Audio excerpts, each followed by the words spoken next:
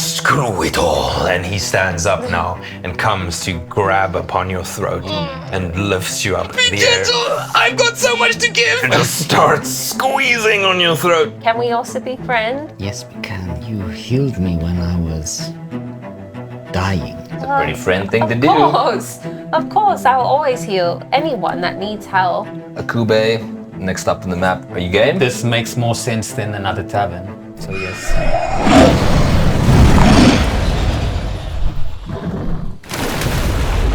Welcome to another episode of Tabletop Troupe. Tabletop Troupe! Once again, we find ourselves in the world of Istarra. A planet that is extragalactic, meaning that instead of a kind of faint Milky Way in the night sky, this planet sits on the tip of one of the spiral arms of a galaxy. So you see this wondrous spiral throughout the night sky. The planet has 3 moons, but right now we don't find ourselves above ground. We find ourselves deep underwater. In the blackest abyss. Now, what you need to understand about Istarra is that it's not like other planets you might know that have a central kind of fiery core. No. There is this dark sphere that makes its center. And everything else kind of floats around that. Even the ocean itself is a floating layer around an empty space around the sphere. Right now, Korthas, Yes? you are deep below the surface, where the pressure of the ocean is immense. But your mentor, so to speak, Johar Okeanos, has enabled you guys to travel here through some kind of force bubble, magical force bubble that he can conjure that can withstand the pressure of the ocean. And you travel down to this familiar place where he often takes you, where there is no light. It is the purest of black darkness. And you're lying in the customary sort of meditation position that he has trained you to take. However, there is something else that often distracts you in these sessions. Would you care to describe Korthas to us and just his general state of being at this moment in time? Okay, so Korthas is a triton, so water-breathing guy from Teropolis, a city, underwater city. He's got green hair with a long braided like ponytail and like a cloak.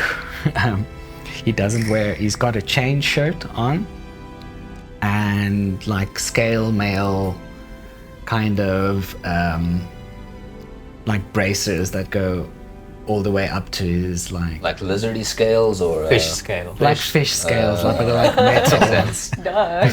Water. So it goes all the way up to his arms. I'm not smart.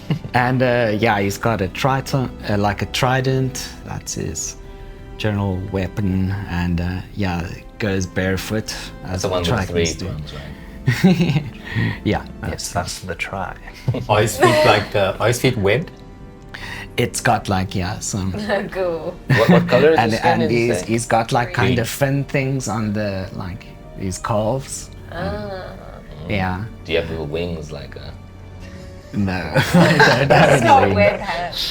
Okay, never mind.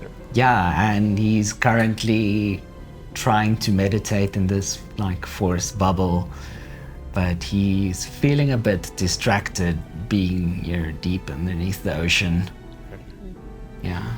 Your mentor, Johar Okeanos, a much older Triton, has kind of like a stern face, but friendly at the same time. You see kind of the wrinkles of smile lines in his face. And he has this big kind of cascading fin that goes down from his head down to his back. And this beard, but the beard isn't hair, it's, you know, like also kind of fin-like material that kind of hangs down just to a little point.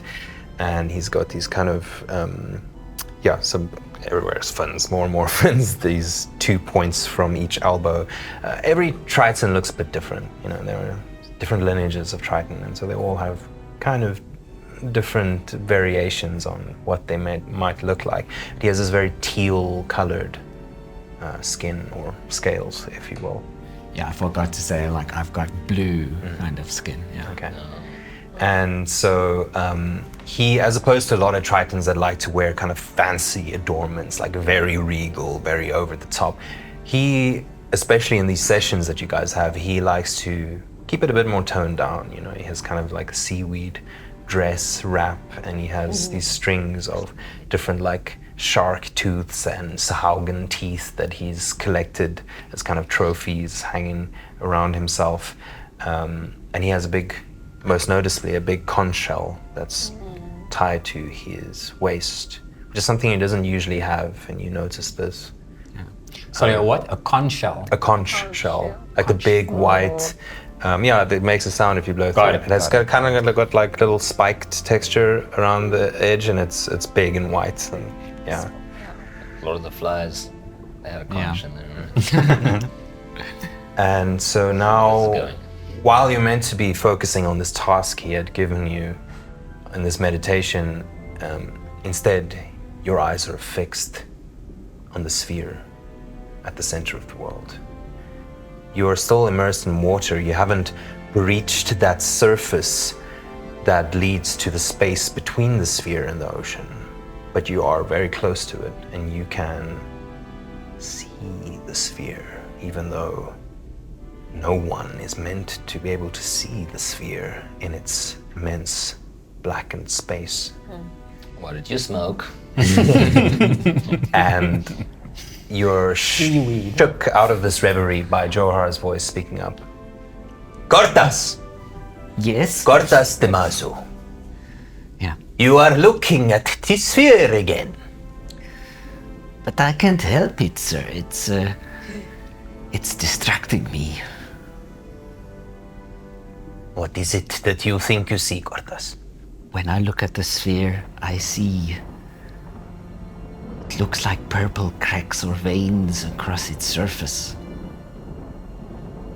Something is not right with the sphere. Am I supposed to see that?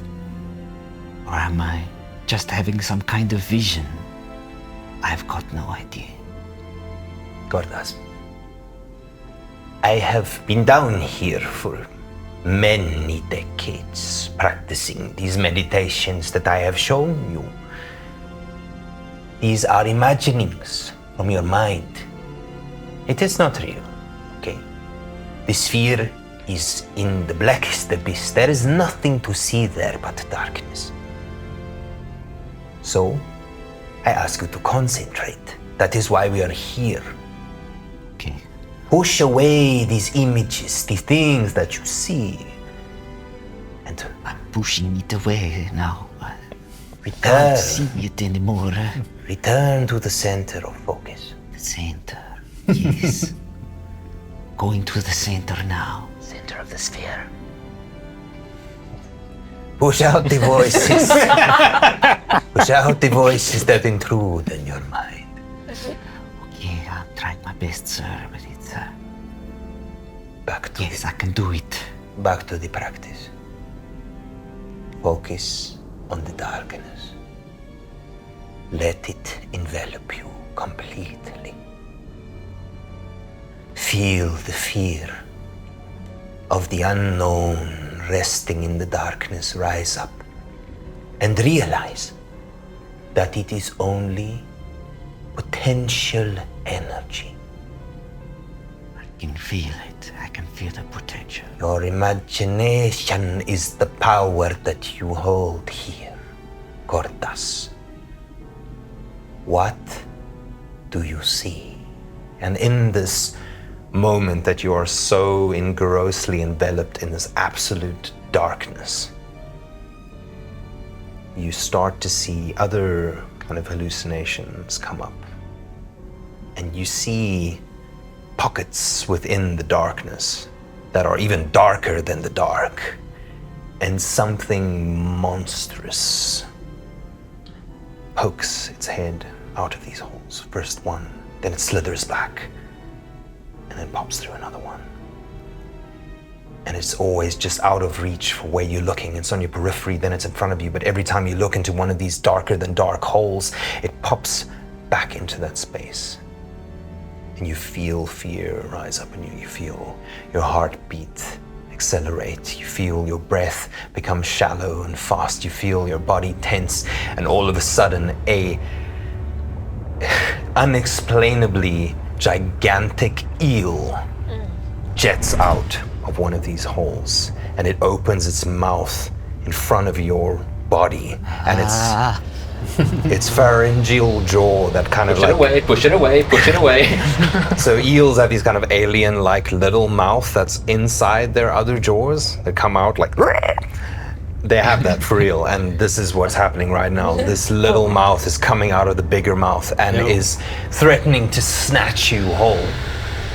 How do you overcome this situation just using your mind, just using your imagination? Cortas closes his eyes and he kind of embraces this moment, like if this is real, then it's now that he's going to die or whatever. He feels ready for death and just closes his eyes and pushes away all other feelings and reaches to the emptiness inside of him. So the path you choose is utter acceptance of the situation. Yes. Okay, go ahead and roll a... It was nice having you in the game, man. Yeah, roll a persuasion check, I would say. Just like your sheer presence. Okay, let's see.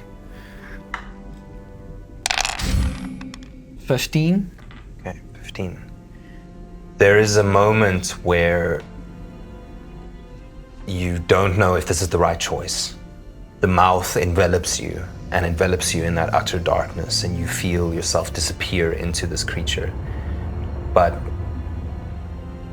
at that crucial moment of its closing its jaw around you, this acceptance washes over like a wave over this creature, and it shrinks to a size just about as big as you are, perhaps even smaller. And in that moment, you feel it scared of you. And the roles reverse. And you see this eel now as something completely non-threatening. And your power of acceptance over what lies in the darkness has temporarily overcome this awful vision to something that is friendly. Yes. Nice one. I can breathe. Cortas, I am so happy that you have completed this task. Because this will be our last session together, Cortas. So our last session? Yes, Cortas. But it is not I that will be leaving, it is you. What is my task? You know, Cortas, about the dwindling of magic in our worlds. I need you to go somewhere and investigate something. Our council, our city, the Archon. They are doing their method of things to challenge this dwindling. But as you know, the Archon challenges everything with violence and force. We need something more subtle, more understanding, more goodwilled toward what is out there. And I believe you carry these qualities. Thank you, Master. And I have always felt and had a vision that it would be someone with the long-forgotten abilities of shadow magic that would help this situation. I always thought it would be me because I was the only one, but then you came along. So Cordas, I leave you with some last words of wisdom and something that may help you in this journey. And by the way, it is very secret.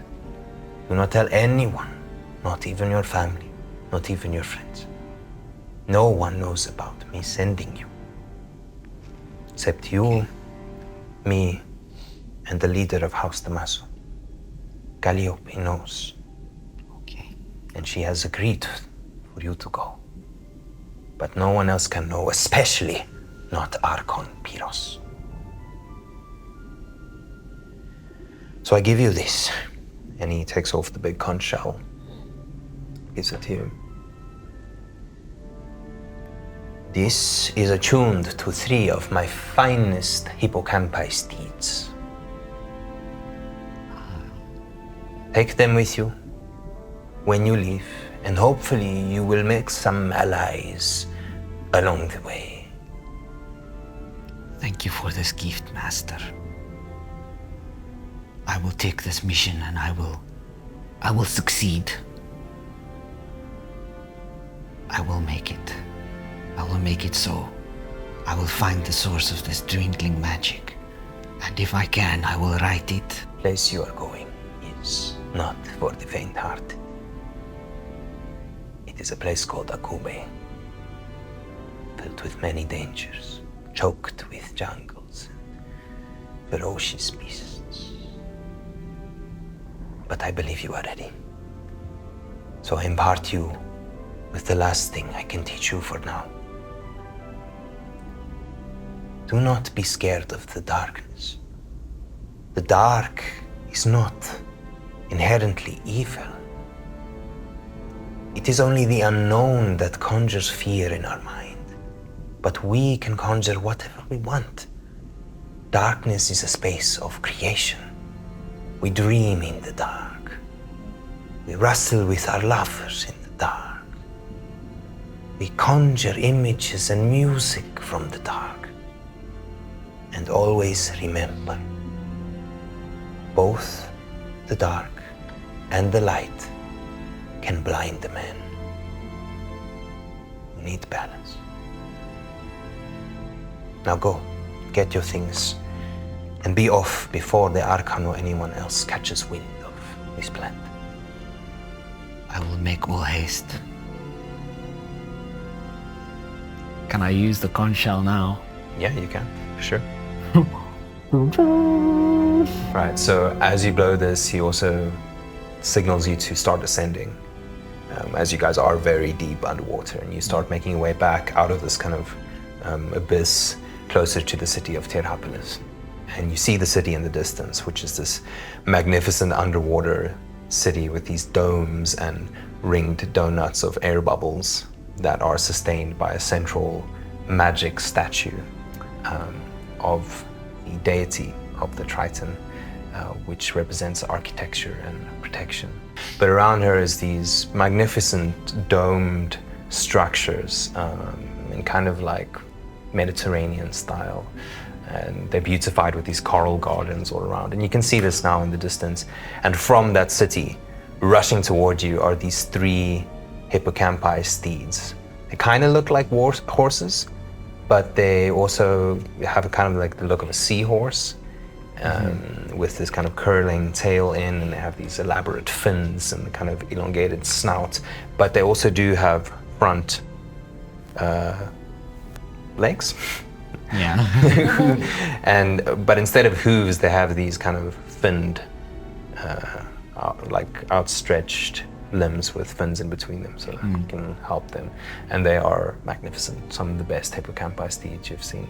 And they now Do they pull a chariot, or how do they? These ones specifically are not pulling chariots. They're meant to just be mounted as is, like you would mount a horse. And these three come now rushing towards you, and there's this like stream of bubbles as they come at an incredible speed, and then they sort of encircle you. Okay, so I think Korthas will mount one of the steeds, and like he has a place where he likes to kind of go and meditate on his own, which is like an abandoned temple where there's really no one around, and he wants to have like a moment alone with himself before he starts on that mission. So he's just kind of going full speed, leaving Geropolis behind, leaving his family behind and his friends, and on his mission. Okay. With you heading off in the distance with your three hippocampi, we leave with Johar as he heads back to the underwater city of Tirhapolis, this magnificent, tiered, domed underwater city. Most of it, well, a lot of it now has these air bubbles sustained so that people from all over can come and visit and stay there and live there. But there is still a big sunken fortress that is purely for the main houses of Tirhapolis, which is purely underwater. But Johar now heads to the city itself, enters one of these bubbles, and heads to what is known as the Hall of Judgment. This is not the normal Hall of Judgment for internal kind of Triton affairs, which is at the sunken fortress underwater. This one is for people that have kind of messed up in Tirhapolis, but that are from Just a guess. that are from above water. Right. So while you head off to your place of solitude where you like to meditate, we pan now to this hall where Johar enters, the last person to enter. Everyone else is kind of waiting in the circular dome. These like very astute looking members of the main houses of Tirhapolis, all sitting in a semicircle, watching John and Aza. Oh, As shocker! What have we done? as you stand to attention here in this hall, feeling. So your name is Azza. Azza. And you're John. John. Johar Okeanos walks in, he takes his seat, and there is a thick tension in the air as, you know, something happened here. And you see a guy sitting there. There's a couple of Triton from the main houses, and then there's a couple from minor houses. But you see the main guy, quite obviously central figure, is this very large Triton who has this very kind of purplish blue skin. He also has the same kind of fin sweeping back from his head down his back, but his one is huge. And he Alpha male. Yeah. He has these like glaring red eyes, adorned with a whole bunch of jewelry, very regal, very fancy. He has this kind of poncho-looking piece of material that goes like a cloak over his back, but in the front it goes down to a point. He has a lip ring, a lip piercing, but that is like a big triangular shape that kind of hangs over his chin. Same shaped earrings, and then he has just a bunch of bracers and just a lot of gold and ornate. It looks like gold. You don't quite know what it is, and different jewels and things. And he sits on what looks like a throne, the biggest chair out of everyone in the semicircle. So, John and Aza, if you care to explain what you both look like and how you're characters generally feeling and acting at this point in time. Okay. Sure. Shall I go first? All right. So John is a half elf. He's got one elf ear, one human ear. All right. He's got green eyes, pale white skin, like dark brown wafty hair. He's very slender, very skinny. He wears this dark red coat that's like really long, with like golden engravings on woven. Like how do you say it? Filigree. Like Oh, these like kind of embroidery. things. Embroidered. Yeah, There we go. Like, but it's not real. Oh my god. What is my legs? Maybe. Like, it's not real gold. He's got a lute. He's got green pants, boots. He looks good. Like he looks fashionable. But all his clothes are kind of like thrift store, like secondhand hand-me-downs, because he doesn't really do that good financially, even though he's always like making money playing music at pubs and stuff. He's like constantly gambling it out again. He's got this silver coin that he's constantly flicking through his fingers, but it's not actually a silver coin. It's like a wooden thing, painted silver, because he doesn't want to waste. Oh my god. It's just for him to like keep his fingers nimble, while it's basically practicing his fingers while he's just like traveling and walking, and then he can like just shred when the opportunity beckons. And right now at this stage, he's feeling very nervous because he does not know whether or not he's gonna die. This person interrogating him is very scary, and so he's gonna try his best to keep his calm and use his charm to slither out of this very sticky situation that he's found himself in. It's not the first time something like this has happened, so he's got some experience, but yeah, that is. And that is definitely true, as this is not the first time this infuriating man has gotten you into some sticky situations. Infuriating is the word. Azza doesn't know why she's with John. Like, forces have kind of pushed her here, and she's trying to figure it out herself. But yeah, it's been infuriating.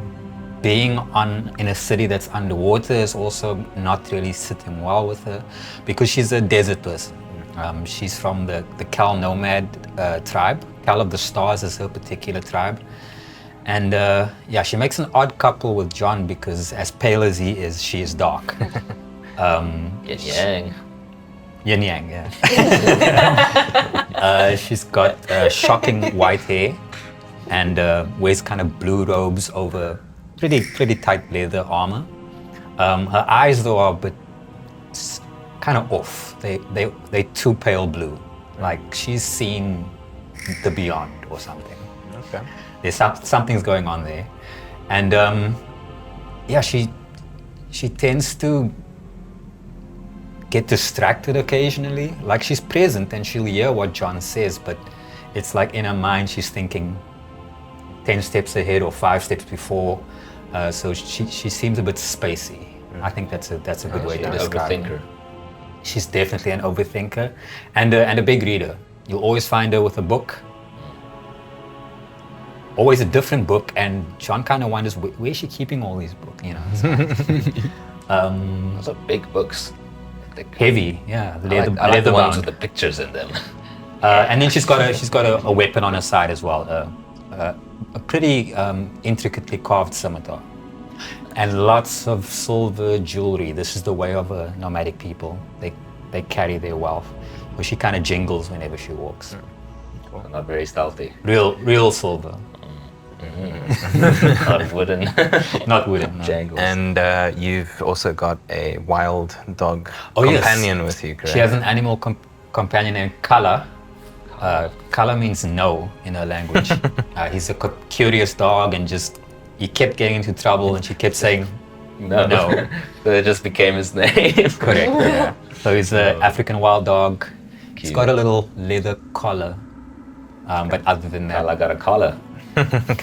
he's also a bit younger, so he's not fully grown. He's a juvenile. Okay, cool. Right now he's being kept outside by a very anxious Triton attendant outside of the Hall of Judgment. He's not very intimidating looking. Okay. Like they're not as big as like little hyenas or whatever. But Sick. Right. So, now that we are all in attendance, what is the matter today? Here, this, what is his name? John Flayer, the Mind Flayer Slayer. Is that it? This the name has been catching on, you know. Yes, I'm sure that happened. Well, let's not waste any time. You are not here for fun and games, John. And you are his... what? I'm not quite sure. Lord, my lord? Is Your Highness, that- I believe. Highness? Is the right term. Archon Archon. is Archon. the respected phrase, if you will. Archon. Arcanum is a traveling companion. That's unfortunate for you. Quite often it is. It is not likely that someone ends up in the Hall of Judgment.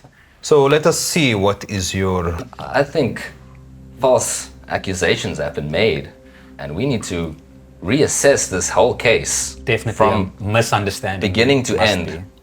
be. We should just... What do they have on us? Because I'm sure there's been framing involved. You have not even seen the charge and you are already refuting. Refuting is a strong term, which I do not know if I know what it means, but... It's okay, I do. Okay.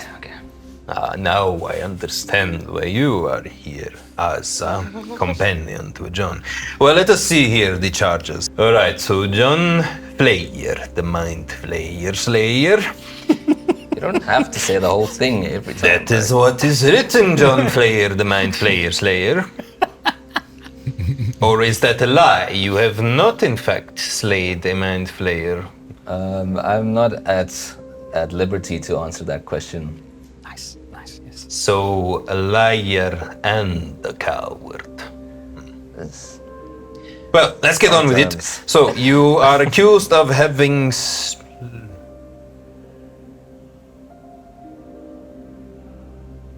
and you see kind of the gills on his neck start to bristle. That doesn't seem And his good. whole demeanor kind of puffs up. Slept with a concubine of the Archon. Hey, I did not know. Okay, it was a wild night. I was playing. I was playing at this bar, and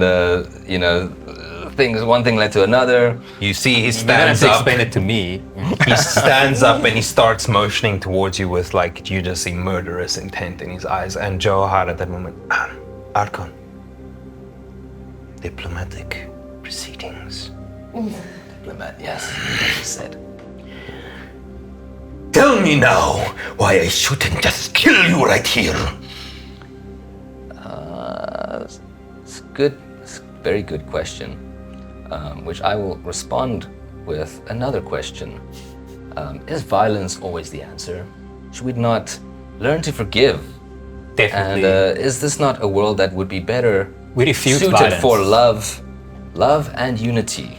Yeah, You we know, ref- we that is all refute I have to violence. give is love and unity. Did you or did you not sleep with one of my concubines? It's like a girlfriend, like a partner. Okay, look, You don't know. I don't know. Okay, such information. Johan. No, let me. Can I please plead my case? At the snap of his finger, you see Johar. Okay, here we go. And he starts to conjure something. Okay, and you feel this kind of sphere envelop the space. Zone of truth. Okay. So you can make a wisdom saving throw, I believe.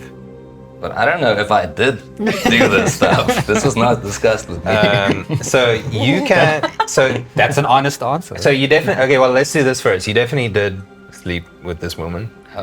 Okay. I'll say there's a 50-50% chance that you knew and 50 chance that you didn't know Okay. that she was a concubine to the supreme leader of the Triton here. Supreme leader. Did you hear that part? So roll a percentile dice. If it's higher than 50, then you did know. Okay. See. It's higher than 50. Yeah. All right, here we go. John, don't let me down now. You're a pretty cool character that I You know, want it's you to worse die. if you did know, right? It's worse for us. If I did know. If you- yeah, I know. Yeah. Oh, I don't want to know. Just You don't wanna checking. Yeah, I don't want to know. 13. Oh, that's good. Okay, no, that's good. So you definitely did not know.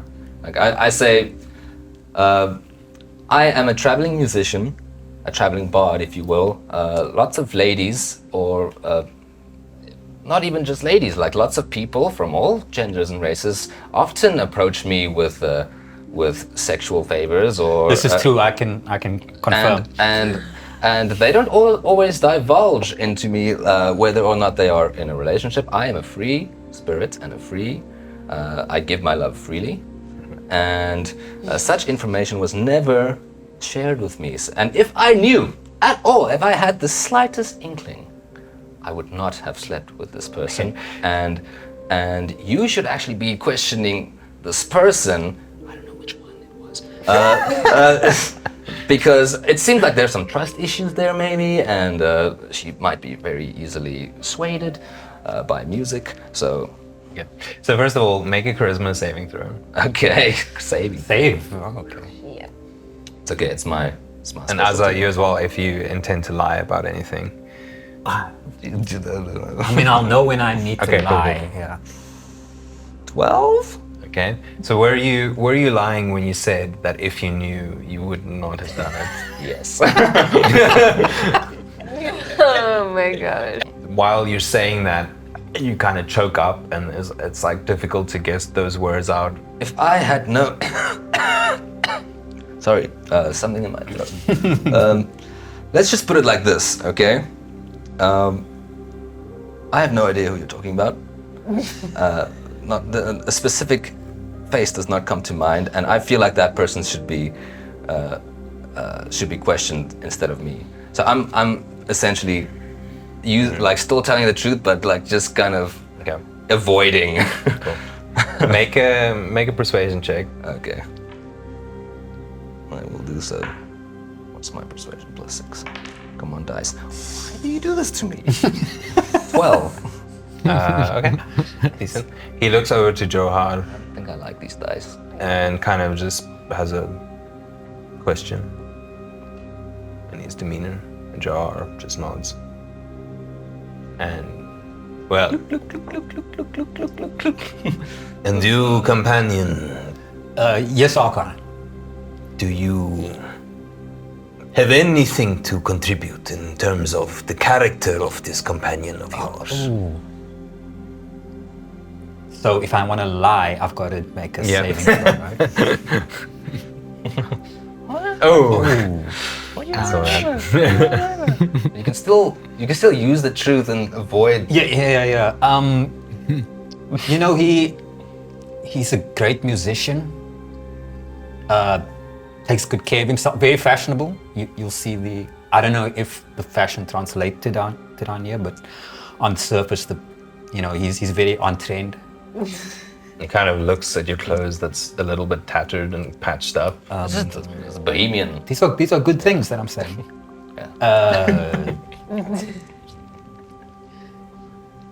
Sorry, what was the question? Oh my god. Very well. just- I can see you are both bumbling fools and have just Shouldn't have done an all-nighter, that's for sure. stepped in a trap you should not have. How about this? We'll leave. No harm, no foul. No, you will definitely leave. If you are in Tirapolis again, you will be killed upon sight. It's very strict. Okay. Act screw it all. And he stands up now and comes to grab upon your throat and lifts you up in the air. I've got so much to give. And just starts squeezing on your throat. Azza, do you react to this at all? Is it doing like serious damage? Yeah, he's trying to kill him. Oh god. Can I Misty Step out of there? You can? Okay, I do I'm that. definitely gonna do something. Okay. Oh, okay. Yeah, no, what did you want to do? I was gonna try and charm person, Oh. cast a spell on him. As you both... Wait. Is Misty Step? Is there a verbal component to that? Because I probably wouldn't be able to Yeah, speak. let's have a look. There is. There is. Okay, so I can't. So, do that. as you try and get up, as this is happening, though, all the water around this dome that you guys are sitting in suddenly goes, and stuff just starts getting weird around you, and you see, Oh, it's getting weird. you see in the distance, like in the water, just outside the dome, you see your caravan. You see your family and your friends that are in the traveling caravan with all their crazy animals. Some of them have like horse-drawn, some of them have like giant insects like beetles that draw their carriages. One person even had an elephant. You see this In the water? this caravan of people walking through the water, and then all of a sudden you look around and you see your mother, Annalena Flanders, standing there, and she's wagging her finger at you and says, now, it's only a bad thing if you get caught. And with that you're like, what the hell? And the whole dome comes crashing down and you wake up. Where the fuck am I? What just happened? And you're lying in a little dinghy, in a little rowboat, where you have taken a nap. And you just think, thank God, you got out of Tirapolis before anything like that really happened. Wow. These dreams of mine. So vivid. So vivid. Cool, am I alone in this boat? You are, and you're kind of tired, so you kind of just like go back and just Am I on a river? Am I like, where am I? So your boats, when you got out of Tirapolis, you went to another part of the city which is called Orapolis, which is an above ground kind of mostly docks for ships and things to gather, which is set at the delta of a river coming from inland, from the big set of continents called the Dawnlands. And this is it's the same kind of architecture as Tirapolis down there, the kind of Mediterranean domes with the fluted pillars and that kind of thing. But it's mostly docks, mostly harbor. There's some markets around. There's an inn or two. It's kind of a place for above landers, landlubbers to get into Tirapolis proper. Surface dwellers. Yeah. So firstly, you go into that city, but now you decided to just get away entirely because you don't know what would actually happen if the Archon were to find you. Okay, so I did sleep. That all did happen, Okay. yeah. So, but you just got out before you were summoned, Okay. or before you were caught. And I actually know You actually know Azam. Azar. Yeah. So she has been. You hired her essentially as a bodyguard, as a travel companion, way back when you left your traveling group in Shazari, because you were seeking more fun in the world. Shazari is Adventurer. a big, boring desert. That was not your vibe. Yeah. And so you guys have headed out here to Azza's chagrin, because you're like, what the hell is this dude doing? Why am I with him? Why is my patron making me do this? You're just, every day is a, every day. This place is so wet. Yeah, like There's water It is the everywhere. most unnatural place for you, like coming from just sand and desert to So being wet, even when it's dry. Yeah. Azza, you are now in Orapolis, the above water town, essentially, gathering some supplies for you guys to head off to wherever the hell it is that John feels like going next. John, you found this little rock that's still a part of the river delta, but like another offshoot of the delta heading into the ocean. And here was like a little cliff outcropping with an abandoned temple on it. And you thought, oh, this place looks nice and quiet. I'm going to go have a nap here. And you took a rowboat and you rowed from the shore over to this there was like a little jetty dock, and you just kind of tied the boat up there and took a nap. Took a nap right there. Okay, so John will get up. Just gather himself, he takes some of the river water, washes his face, gets his bearings. The temple is right there, right? So I think I was like, yeah, let's, I think it's about time to get a bit spiritual. And The guilt is yeah, eating you. it's a lot happened underwater, and I think I need to just like a few Hail Marys, I'll be good. And I enter the temple. Okay. So we'll cut there and we'll pick it up from the moment you get up from the dinghy and start making your way. All right. At this present moment, unbeknownst to everyone, Cortas, the very same spot you like to meditate, which is usually an undisturbed, quiet little spot near an abandoned temple, is not so abandoned. And you, round about the same time as Azza, you arrive from the ocean side. Azza comes strolling along from the shore side, because you know where John is. You actually have Always. You actually have something that he gave you, Okay. and we will get to that in a bit. But it's an item essentially that allows you to know where he is at all times. Like a baby monitor. Yeah. I am a baby. And so at this time where all these unknown to each other people are converging in the same spot, in the temple interior, this long abandoned temple, who, no one really, there's no clue really of as to who it was built for, because everything's kind of been very dilapidated and left to just go to crap, essentially. And you can see it's a spot where kids kind of like come to drink and hang out. There's some broken like clay jugs that probably contain some alcohol, and there's some like charcoal graffiti and paint graffiti on the inside of the temple. And there's some crates with some like rotting stuff in it, and everything else of value has been pilfered inside of this little dome temple, except for what is 4 big metal braziers for making fires that are like too heavy to lift and carry away. But they're kind of also rusted and a bit busted up. And then in the center of this little temple is essentially a well that goes down into, whether it's the ocean water or the river water or Lily, you're not quite sure. You are in this interior, and you have come from your quaint little town of Mossy Banks. Very, very gentle and very joyous and good-hearted folk of Mossy Banks, this like little river town where otter folk, also called otterin, make their homes in kind of hobbit-like shelters built with river pebbles, river stones into the hillsides, or in houses in like big fallen logs of trees, or even in tree houses.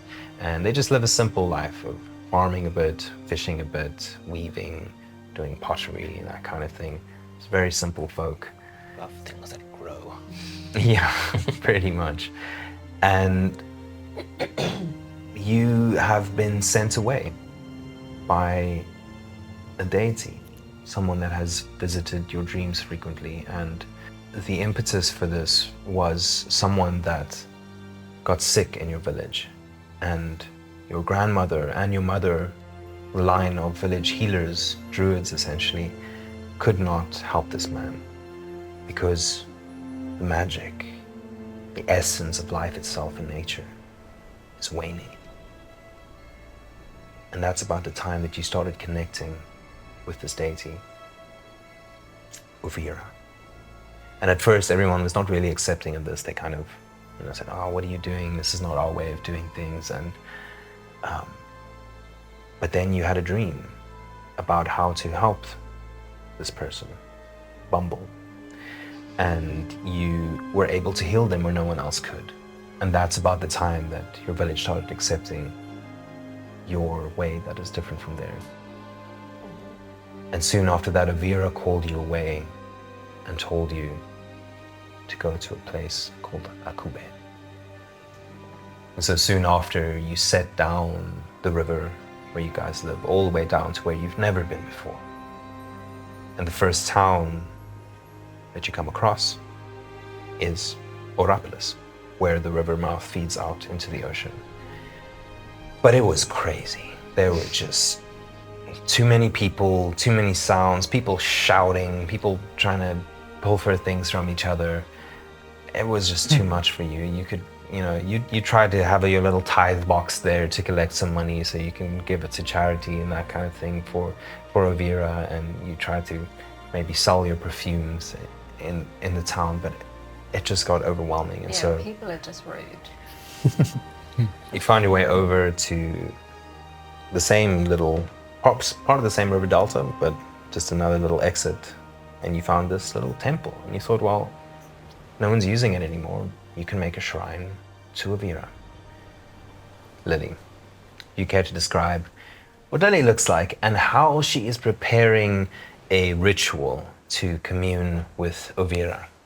Yeah, so Lily is a little otter folk. She's about 2 feet tall with light brown fur and a white kind of chin into stomach. She has a purple robe on with a little hood and a long white skirt. She has leather armor on that looks like fish scales in kind of different colors, like blues and purples painted on.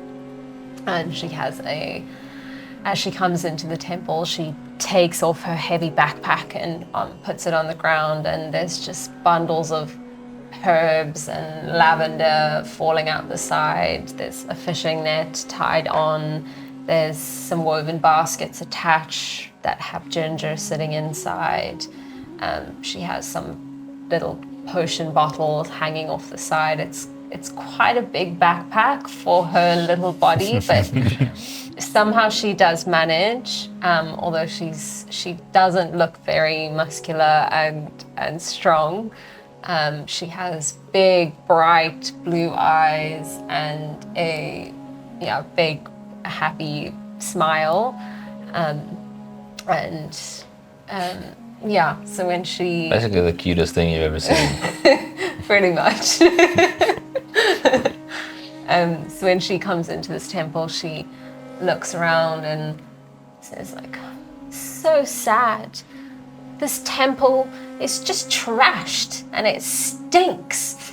And she walks around sniffing for there's a foul odor coming from the temple. And she says, I can't be in here with this smell, talking to herself as she does all the time.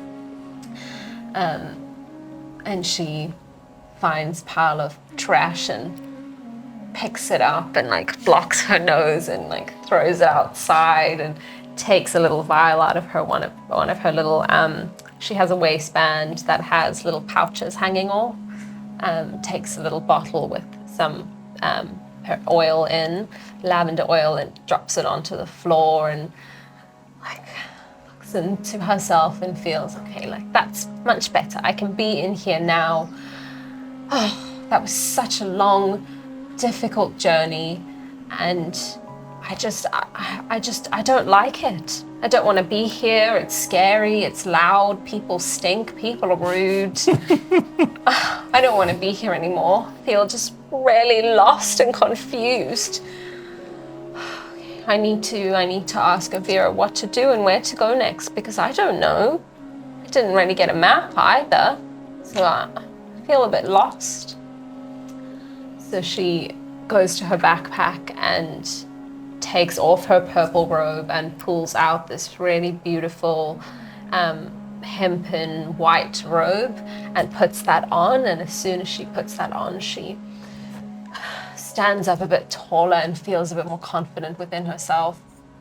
And okay, I can do this. I can be brave, and I can do this. I can be Lily the Brave. And then she gets out her incense box, and she has 4 crab shells that her mother filled with beeswax to make candles. She brings out her crab shells and she lights her what's it called? The censer box. Yeah, censer. She lights her censer, and she takes the censer and kind of cleans herself with the smoke and walks around the room, cleaning the room, and just says to herself, all the negativity in the space will be gone. It's clear, it's pure, it's beautiful, and it smells divine. And she takes out some chalk from her pouch and sees the well in the center and puts her censer box on the side, and kind of sees where the 4 brazers, puts her little crab shell candles inside and lights all of them, and then draws a big circle connecting her candles with the well in the center, and then walks from the well to each of the candle points and draws with chalk big petals on the floor going all the way around the well, and draws a big lotus, and then sits on the side of the well with her little legs dangling down, and looks down and closes her eyes and holds her hands out and calls to Elvira. Elvira! Elvira! Are you there? Please, I really need some help. Please, can you come? I don't know what to do. Please. In this moment, make a wisdom religion check. So use a wisdom score, and if you're proficient in religion, add your proficiency. How much? 11. Okay. You hear the ocean. You hear bubbling of water, and at first you think, maybe this is Elvira speaking to you, but then it settles down again. And at this moment, we'll cut over to... And she's like now leaning kind of in to look down this well. Into the well, yeah. We'll cut over to Cortas, which is actually where this ocean sound is coming from, him cresting the water with these hippocampi. But before that even, Aza, you're walking down the road that leads to the shore side of this temple outcropping, and you're speaking to your patron saying, why the fuck am I with this guy? This guy as well, I never know. He's probably gonna get me before the Archon. I can see it happening.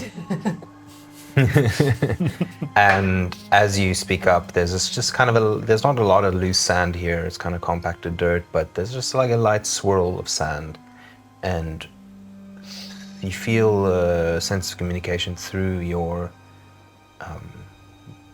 through Kala, as she just looks at you, and you almost like through visual communication, but you hear it almost now as a voice in your head that just says. And Kala, like, Cocks her head, and you see the big round ear perk up and listen. And just about where you reach, where you know where John is, this area of the river mouth here, specifically for some reason, is kind of choked up with plants, and it's becoming kind of boggy and swampy, because there's no like proper flow through of the river into the ocean here. So there's kind of this encroachment of swamp threatening to like swallow this cliff with the temple on it. And somewhere in this like overgrown foliage of swampy plants and water, you just hear 2 voices. Are you sure of what you saw? Yes, What? that's exactly what I described. She's in there. She's been there for about a day now. Excellent. So this one going to Nether, to the Empire, boss. Well, neither would pay a pretty penny for that. The cleric types now, yes. Put her in one of the reform camps, you see. But no. No. I know someone else who'll pay a lot more for Otterin folk. And he kind of looks over toward the temple. Shakarga. And the other guy, you don't see them yet, but you just hear the voices. Shakarga's quite a scary guy, boss. Yes, that's why we best be on his good side then. Well, go and grab her. And at this point in time, this is kind of where everything starts to converge. And Lily, as you look into the water of this well, and you'd see it almost starting to glow somewhat. And the feeling that rises in you is just trust. Just trust. But as that happens, actually, yeah, no. Something very deftly sneaks up upon you, and you just feel something wet and sticky hit the back of your neck and your back as it goes and hits your back. And as you turn around, you see this bulbous, wet troll with this like fat chin, fleshy business going on over here, and its tongue is shot out of his mouth like a giant toad. And all over its body is these like fungal growths and mushrooms growing out of it, and it is just like moist. This guy is moist. like too moist. You just clean this place. And it's got these big bulging frog-like eyes, and it's just like it is a troll, and you've heard about trolls before, but this is unlike any troll you've heard before. Korthas, you would know this as cousins to the trolls, scrags, sort of amphibious trolls, and this specifically is a toad scrag. And at this moment of time, John Flayer, the vampire, no, the Mind Flayer Slayer, sorry, what? Mind Flayer Slayer. You get up from your little dinghy, and just as you start walking on the jetty, you see this thing just go into one of the doorways of the temple, and you're like, whoa, now. You have heard these voices talking before, which was a while back. You're not, okay, something's going down over there. John is over there. What's happening? So you're still on the shore side. Gorthas, you just about crest the water. Actually, make a perception check as you come out to see if you take whiff of everything that's going on. I think I've got -1. Okay. Yeah. 6. Okay. You've just come out and you're like, my favorite quiet spot to come and chill and meditate. And at this point in time, we will some initiative. Oh god. Woo! Nice. Are we doing the reveal? Yeah, let's do the reveal. Ati, can Now. you take on that side? Might just have to reconfigure some stuff. Let's just fix some things. Broken tree, no. Oh, that's supposed to be. Nice. Yeah. So, bit. John, you are just about here in your little dinghy. Wow. I live in a world where Um, everything is beautiful. Korthas, you have come kind of crested here on the side with your hippocampi. I'll say, yeah, they're just kind of around you in the water, kind of submerged still. You're just cresting above. And Lily, you're inside Inside. the temple. Inside. You can place yourself there. Can I take the You can lid take off? the top off, yeah. Whoa, look at that. Oh, nice, isn't it? She's like right on the edge of the well. This is epic, man. This looks job. amazing. Cool. And great. Aza, you can position yourself kind of anywhere along this shoreline here as you'd be kind of making your way through the water. So this is like shallow water? or- Yeah, this kind of is shallow water from the river. This is the deeper part of the river, and then to the sides here would be shallower Okay, water. I would definitely, where there's less water is where I want to be. Cool. It just, it feels icky. Yeah. Stepping in water. Let's roll for initiative. Yeah. Bada bing, bada boom. Ooh. Ooh. I'll start with John. 23. Cool. Lily. 6. 6. But she's 6B. I'm He's 60. 6A. Yeah. Cool. And Aza. 8.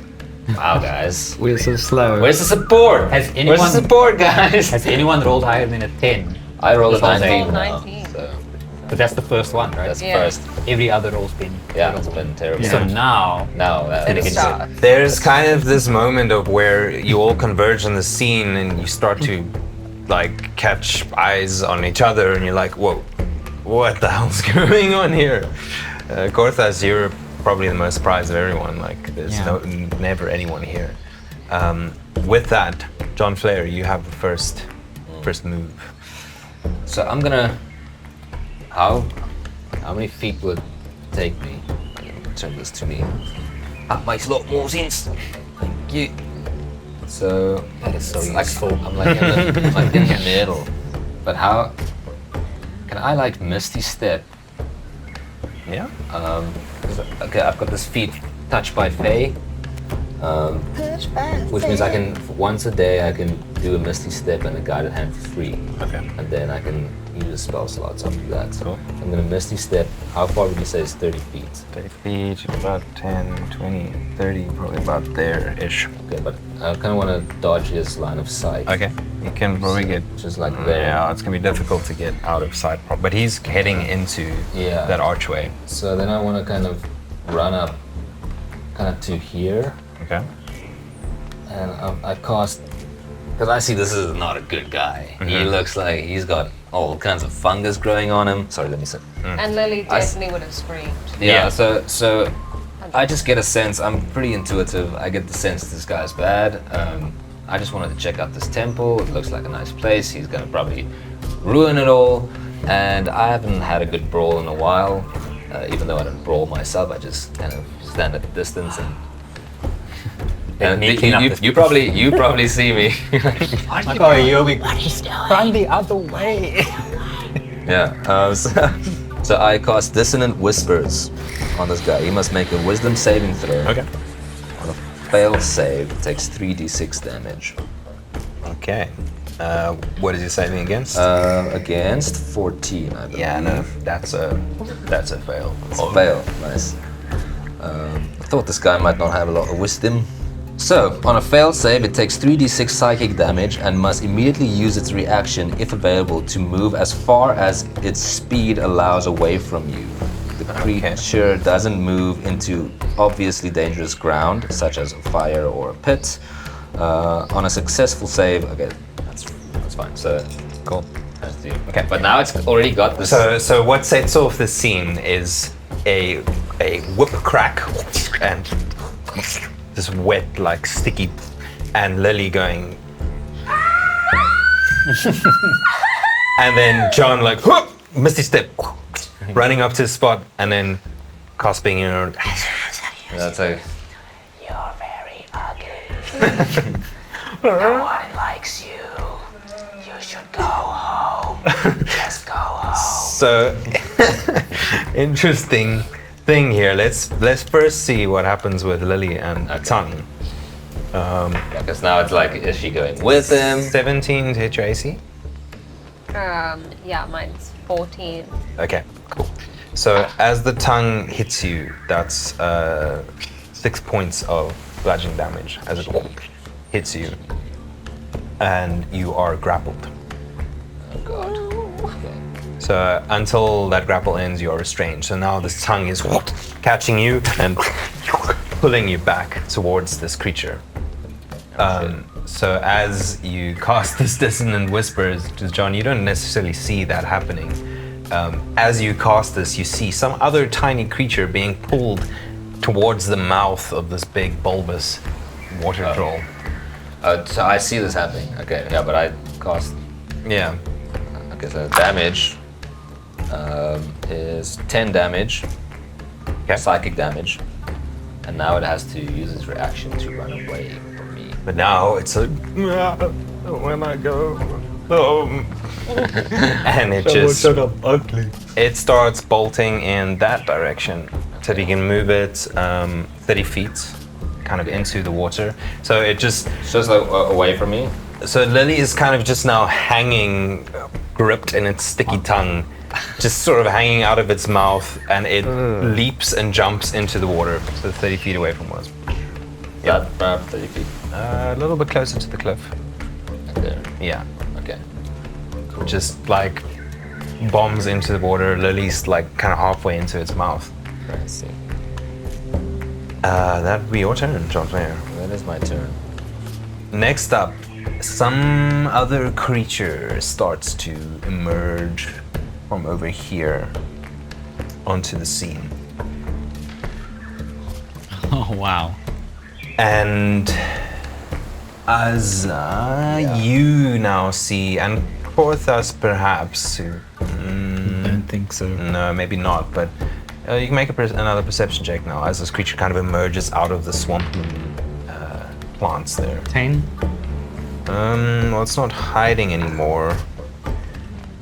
You see some motion here and like plants rustling, something coming out, but you don't see exactly what it is. Azza, you see this very pale, long-limbed creature with it doesn't even look like it has eyes. It looks like it's just kind of skin covered over where holes are. It has what is kind of funny, but a distinguishing feature is these big black mutton chops around its face, but the rest of its body is completely hairless and super translucently pale. And it's sitting on this big, like, snapping turtle, and it's got kind of these whole bunch of crates and bags and like little containers and jars and things all like hanging off the side, like it's a collector or a merchant of some sort. And it's got this lantern that glows this kind of eerie teal green light casting on it. So it is going to move its speed 10, 20, 30, 40 up to here. And he's just kind of going to stand up slowly on top of the turtle shell as the snapping turtle is kind of treading water to stay up on the surface. And he's just kind of going to peer over, looking at what's happening over there. And he sees this whole business with John Flair, the Mind Flayer Slayer, making his scrag run away. And he is going to cast Entangle onto you. Oh no. What must I do? Save or nothing? Nothing. Is it strength? Yeah.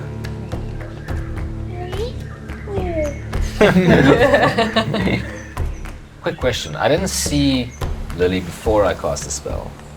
But only No, after. you just saw this creature But kind then- of moving in, and that was your cue. Yeah, okay. So, but then if I had seen, oh shit, it caught, like, because I'm an animal lover, it caught something. I need You're to. an everything lover. Yeah, I'm literally a bard of creation. Like, I love life.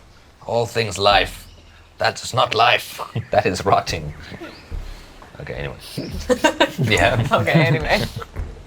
So where's your point? What must I do? I don't know. You were asking me a question. No, I'm just thinking of my next move. Sorry. Okay, cool. So ranging in a 20-foot square, so kind of like sprouting out of this rock here now. These thorny, thick brambles start to go out in a 20-foot square, kind of This again? kind of wrapping around the pillars and the building as well. And you need to make a strength saving throw. I kind of start panicking now.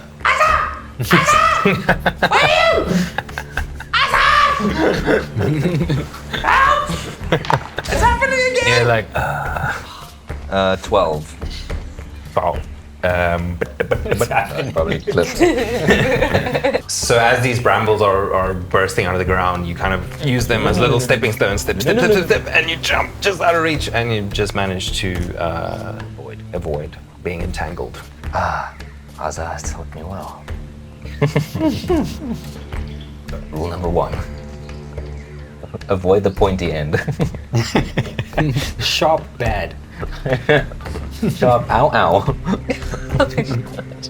Did I see him, Gossets? Do I now know of his presence? Make a perception check. Okay, sweet. Percepciones. That's a good roll. I will tell you what I rolled just as soon as my phone unlocked. Is 19. 19 perception. Yeah, you hear the utterance of some kind of spell from behind you, and you just turn around to see this freaky, pale creature, paler than you are. Where are you? With that, as I you turned hear, the baby monitor off. you, however, recognize the voice when it casts the spell, and you recognize it as the one who was called Boss. Okay. So the one who was saying that. That higher-pitched voice. Yeah. Yeah, there was one sort of high pitch and one was kind of Yeah. like this. So the low one who was calling him Boss was the Scrag. And then the other one who's saying, Kasala to Chicago. Oh, okay, I understand. So I heard those two. Yes. All right, Cool. got it. Right. It is your turn. I'm going to hex this guy who tried to cast a spell on my buddy, Okay. my travel buddy. But yeah, that's it. And Change the narrative, you know. Stop hating. Just love. and then after I've done that, I'm going to shoot a firebolt at him, and then move a bit closer. Okay. Can you do all that in one turn? Yeah, bonus action hex. Okay. Action Sweet. spell, move. Perfect. Go for it. So that is my attack for the spell. So that's 20. 20 will definitely hit. What does your hex look like? Little grains of sand kind of form into a triangle, and then just Okay. launch off. Pocket sand. Yeah, and Essentially. kind of imprint on the person and then vanish into them. I do need to be within 90 feet though, so I can move. You can move a bit closer. That's 90 feet far, man. but Probably. that would definitely be 90 feet, yeah, I would say. Well, I'm just gonna move closer anyway because I want to get up Cool. here. Get up on it. This is, I can just step up. Yeah, are you moving? Is that, have you counted out 30 feet there? It could be 6 blocks. 30. Even 40 feet. Oh, okay, nice. Yeah. And your little wild dog behind you. Yeah. Doggy paddling. Yeah, so those 20 to hit. Cool. That definitely does. So it is hexed. Okay, and the damage is going to be 3 is 9 plus 2 is 11 points of damage. Do you try and hit the rider? The rider. Or, okay. Yes. 20. What? How many points of damage? 3 is not 12. 12 points of. 6 of it's fire, Okay. and 3 of it's necromantic, and 2 of it's bludgeoning. Okay. A whole What a spell. It's an error. array of damages. Let me just double check kinds on of that. sand, It's sand that gets heated into glass. It's with a little coarse. death, like death spice in Thick there. petals. Pebbles, I mean. It's coarse and it's hard and it gets everywhere. Yeah. I hate sand. I love glass though. You know it's made of sand, right? Oh, and I also get to put him at disadvantage to something, Okay. which is going to be dexterity. Dexterity disadvantage. Yeah. Okay. Cool. Would that be your turn? That's my turn. Yes. Nice. Cortas, you see now as this kind of magical ring of this magical triangle of sand comes like flying through the air and hits this creature, and it goes. And now that alerts you to its presence, and you kind of peer over now, like crest a bit higher on this hippocampi, and you just peer over and see this disgusting pale creature's head. Okay, so I am going to, like, the hippocampi are going to kind of lift me, like, do steps. Yeah. So all three of them together, and I'm Okay. gonna move. Horse stack. Just come rising up heroically. Yeah, Just just running up there. The horse escalator. Or escalator. Just breaking the Exactly. game, man. nice. And then I'm going to do a chromatic orb of lightning. Come here, man. Okay. Onto the creature as well, the rider. Onto the rider, yes. Cool, go for it. So, +5. 13? Or no, 12. 12 on that creature, unfortunately misses. So your chromatic orb comes kind of cresting over this hillside to shock him, but he ducks back behind that cliffside over there. Sucks. This slinky white creature disappears behind the cliff now. Yeah, I just take out my trident and like ready myself for action. Cool. Okay. You see off in your periphery, you see this other guy, you see John Flair, and further still on the other side of this cliff, as this is all kind of happening simultaneously, you see the Scrag, which is a creature you're familiar with, being an amphibious creature. And even, can you give me an Arcana check, because you might have encountered this thing in this area. 3. No, you recognize the Scrag, but you don't know what the hell this thing is. Yeah. You know the snapping turtle, but not what's riding it. Okay. So you see the Scrag off to the side, and you see this little otter creature dressed in kind of clerical robes, like scrambling in its mouth, like trying to claw at its face, being about to be swallowed by the Scrag.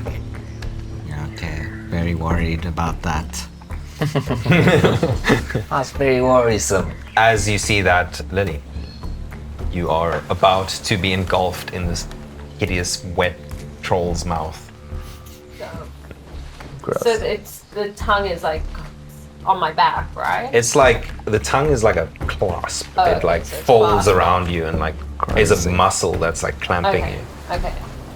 Are any of my hands like is a hand free? at Yeah, all? you're grappled, so you Okay. are still able to attack Okay. if you want to. So I'm right in its face. Yeah, you're pretty much right there. So yeah. I'm gonna look it in the eyes, give it a tap on the nose, and command it to drop, and just say, "Drop me! You very rude!" I tap it on the nose. Okay. Tap it on the nose. It has this like wet, bulbous nose, like jelly. Doesn't have to make a saving Yeah, throw. it has to make a. Are you commanding it? Wow. Yeah, That's commanding it to drop. Crazy girl. I'm against 14. Okay. He's not very wise. You better not be. No, No. that's a 4. Oh, okay. Okay. So I guess I will do that, man. you can see like there's just like hard the to whispers. There's whispers in his ear. His head's just like, what must I do? It's like he doesn't know if he's meant to go home, if he's meant to carry this creature, and it just like the tongue just like goes slack, and goes of you, and you drop into the water below. Okay.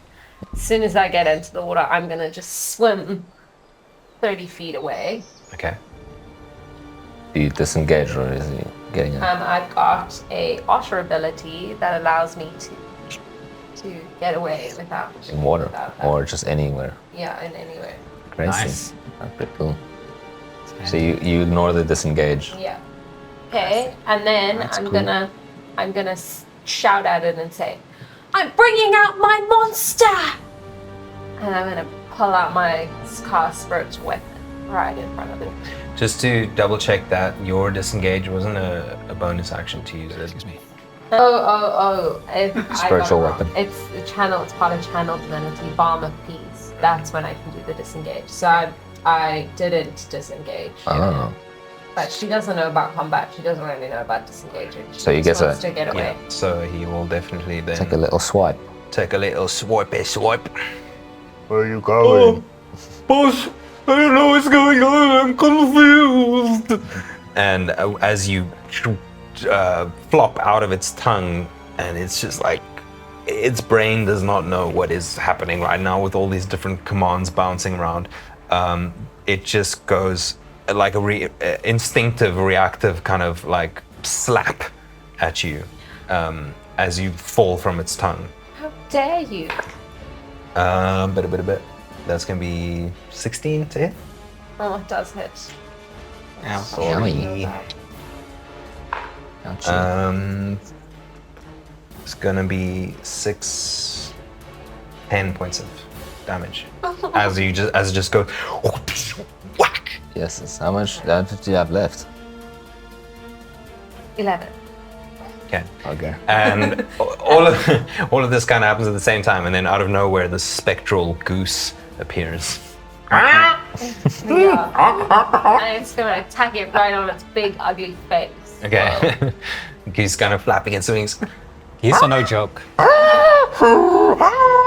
Very mean. Creatures. Very mean. Exactly. It's scary. That's why it's the weapon.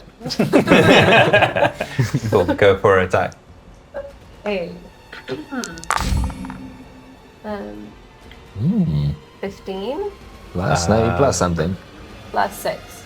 Oh, wow. That's not attack. Oh wow, 21. That's definitely gonna hit. Yeah. And this scratch is like, what's going on, boss? I've got a plan. Sorry, where's my spellcasting ability? My spell modifier, that's not that. Custom ability is wisdom. Oh, so it's just plus wisdom. Yeah. Okay. So it's also Plus six. Oh my god, so 6. So 10. 10 damage. points of damage. That Wow. goose has those little razor sharp teeth in its beak. They have like the micro teeth. Yeah. Demon Yeah, goose. it's really sore, so it goes for its face. It's like if you try and pull away, like scratches. Yeah, it rips. How much was it? It was 10 damage. Okay. So tit for tat. Okay. It is then back to him. It submerges itself just enough. It doesn't go out of range or anything. It just goes out of the water and comes back up. And as the water covers its face, it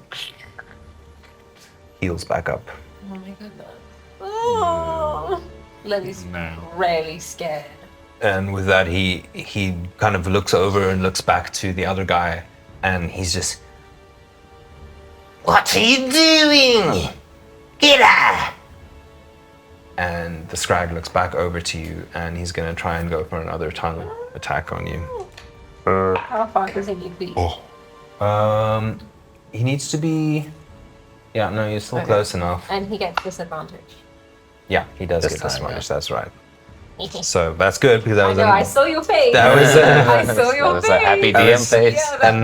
19. It's still gonna be 17 though. Oh, my plus is 14. She's not so. That's an armory. Yeah. Yeah, so again, Oh, Kib.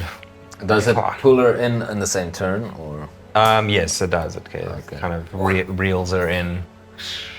So again, that's gonna do. That's only 5 points of damage though at this time. okay. As you're kind of submerged in water, which cushions the blow a bit. But now you're grappled once again. And with that, John, you see the same. This time you're like, oh, okay, that's what happened. This creature, like, that's why she was in its mouth. This thing like a weird toad troll. So, John, just based off the little information that I've heard these two converse, I'm like, that's the boss. This is the guy. I take a look at him, what he looks like. I disguise self to look like him. Okay. And I now heard them converse, so I can kind of try to mimic his voice. Like, and I start running up, looking like this guy. What are you doing, you idiot? Drop the fucking otter! Yeah. What do you think you're doing? Pretty much. What?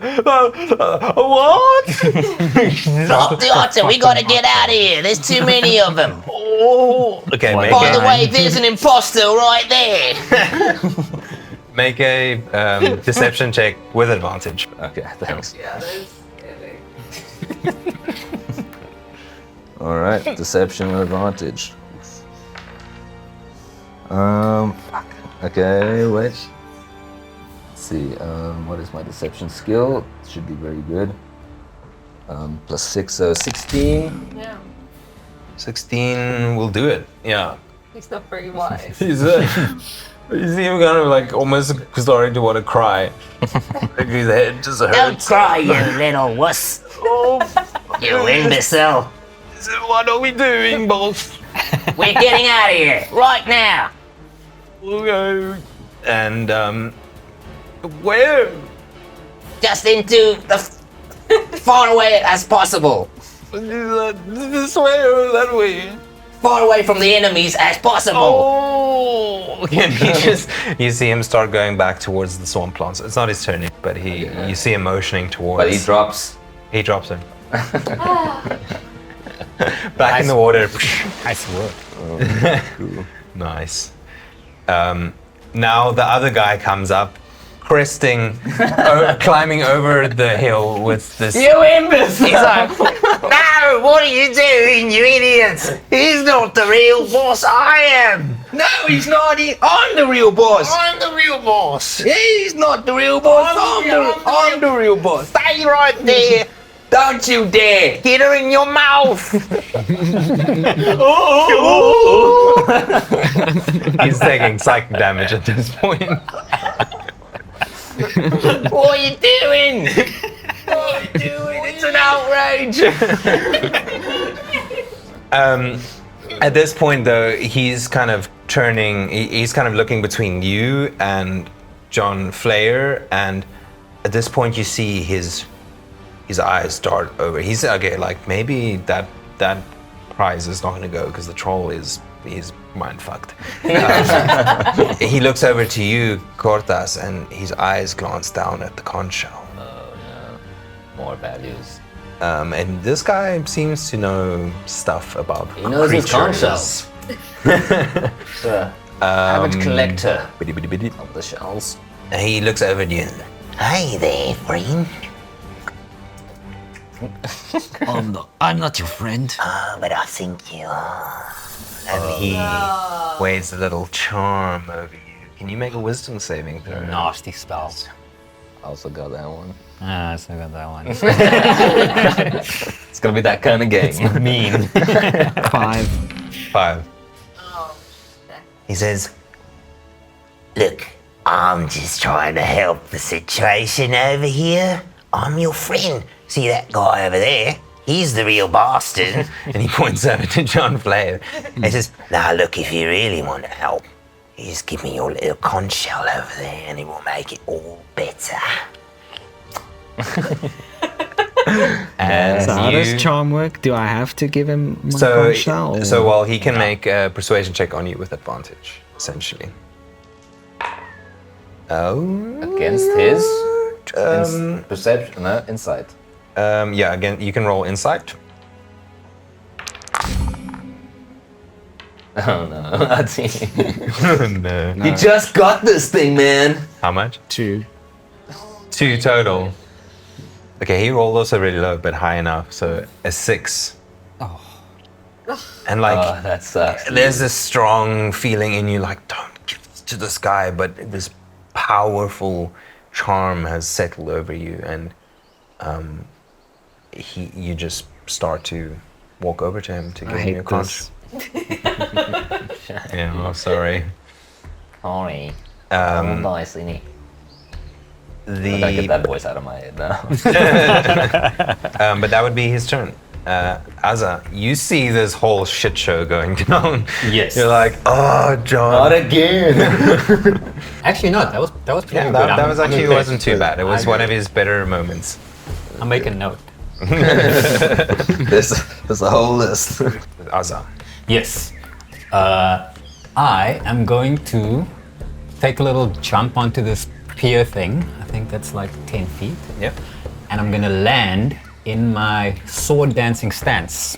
Draw my scimitar, which will add a bit of movement. So I still have 40 feet left, and I'm gonna move closer to this guy. Yeah, you can make it on just about onto the. Yeah. Like within combat. range. Not within combat quite. Then I'd rather stay Okay, down cool. and fire off another bolt of flaming hot glass sandstone at the rider. Okay. It's gonna be 11. 11 is not gonna hit, unfortunately. damn it. No. Okay, and then I'm gonna. Kala's gonna follow me a bit further behind, and I'm gonna try and crouch down so I've got some cover from this rock feature, Okay. and that'll end my turn. Cool. I'll say that gives you about half cover. Crouching down enough. This time he feels the same conjuring come inside and ducks down. Fool me twice. And with that, Cortas, you feel compelled to walk over to this guy and hand him your conch. What you do beyond that is up to you. Give it to him and take it right There, back. you're in this weird state of mind where you know like something's not right, but you're still compelled to see this guy as a friend. So if you would like to go ahead and make an attack first, you can do so, but you have to use your movement and a free action to hand him the conch. Okay, so The beast might still be scary to him. No, for sure, yeah. The beast is, for some reason, that's why it's weird, because the beast you know is an enemy, but the rider is Yeah. somehow not. okay. So then I'm going to move just a bit closer. But when I reach him, I'm going to expend 2 sorcery points. Okay. And regain a first level spell slot. So you see like kind of the shadow starts enveloping him and then kind of absorbs back into his skin, like his eyes turn dark for a moment, and then Korthas just feels more like pumped up. Going to cast a witch bolt on the turtle. What does your witch bolt look like? Well, it's just like these like beams of crackling energy, like issuing forth from the tips of his fingers, like electricity kind of pulsing out from his hands. I'm going to do attack. Give him hell. Use a different Yeah. dice. Oh, is that one not treating you nicely? He didn't polish his dice. I did. Rookie mistake! Cleanse it in the moonlight. You have to keep it on a 20 so the weight settles. I like that thinking. 11. 11's a hit. Oh, Nice. Is it a hit? No. With the turtle. Oh, nice! For the turtle, no, sorry. Oh, yeah, He's that, got the armor. The turtle yeah. kind of creeps back into its shell a little bit, and it just cracks and reflects off of this hard shell.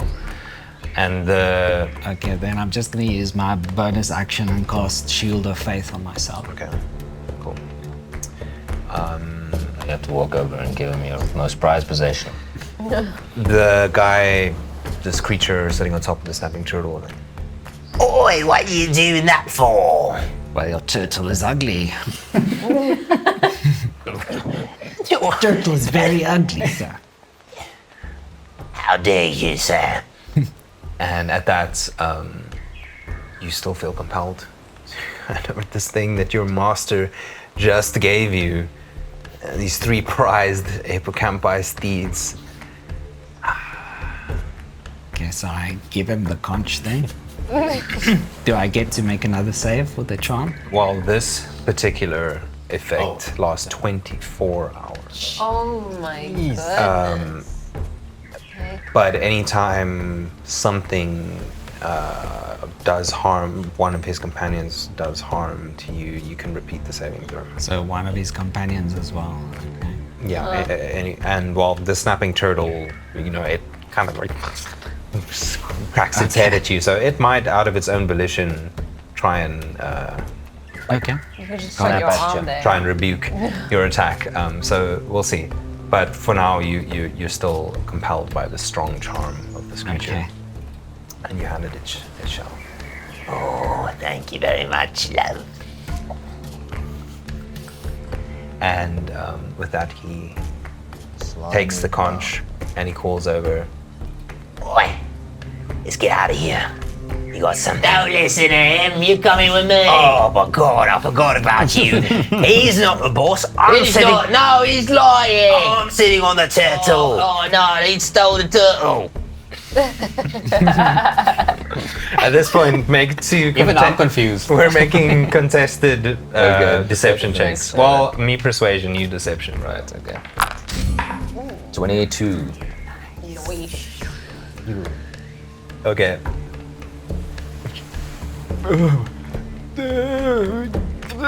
For the time being, he's just still standing in He's confusion. frozen. Oh my Lily, goodness.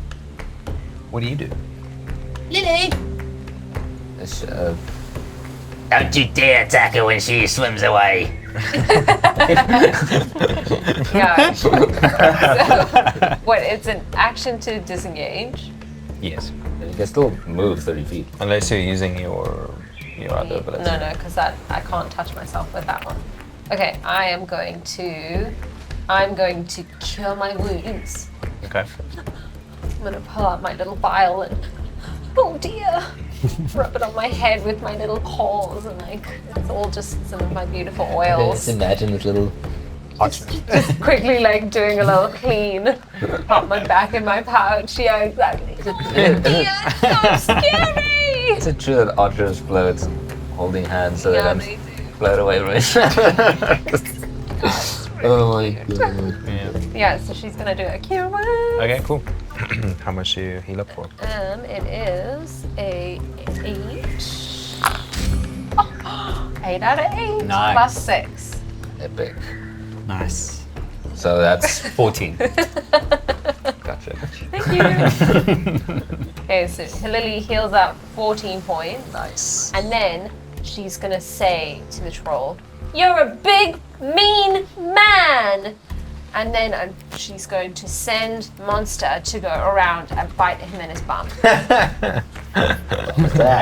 He's still kind of treading water, so this spectral goose now kind of dives into the Yeah. water like a duck or a goose would, and then just in his butt. Yeah. It does a goose step. No, I don't want it to go in. Just more like nipping on the cheeks. Okay, so he does also damage. Also D8, okay. 6 plus 6, so 12 damage. Nice.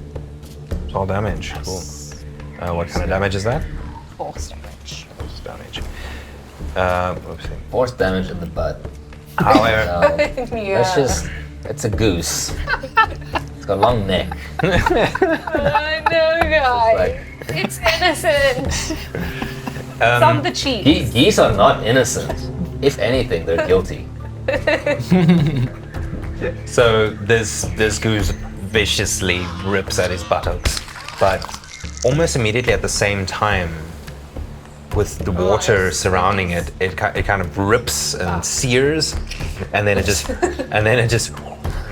This is not good. heals back over again. Oh, so he's resistant to force Not damage. fully, but partly. Half as much. Okay.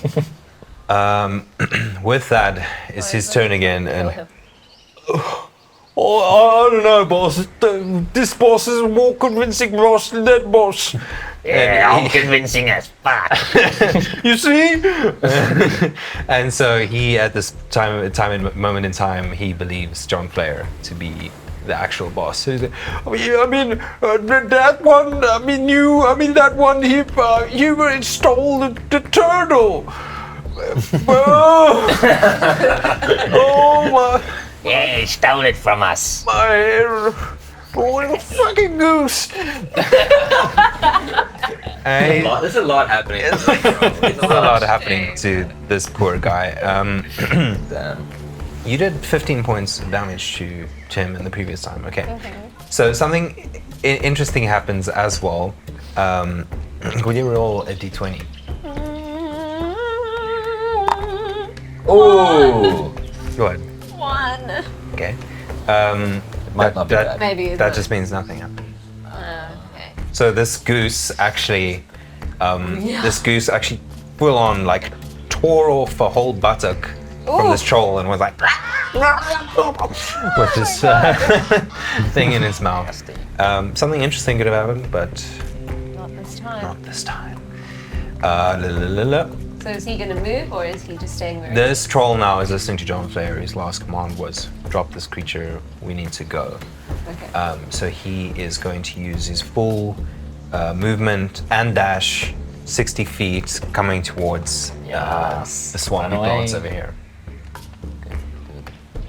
I'm running away, Six. boss, like you said. So he's a swimmer. Oh, I've had enough food. John Flair, my player Slayer. I've had enough. I've had enough of you. Give me back my toe. Oh, for He's fuck's fully sake. invested in this Oh, character. method actor. Okay, how close can I get here? Oh, but I'm in difficult terrain. Yeah, there's a patch of difficult terrain over there that's You gonna can go around it though. Can go around it, but it's essentially gonna take you the same Yeah, I amount of guess. time. Okay then. Yeah, I'll just do this in whispers again. Cool.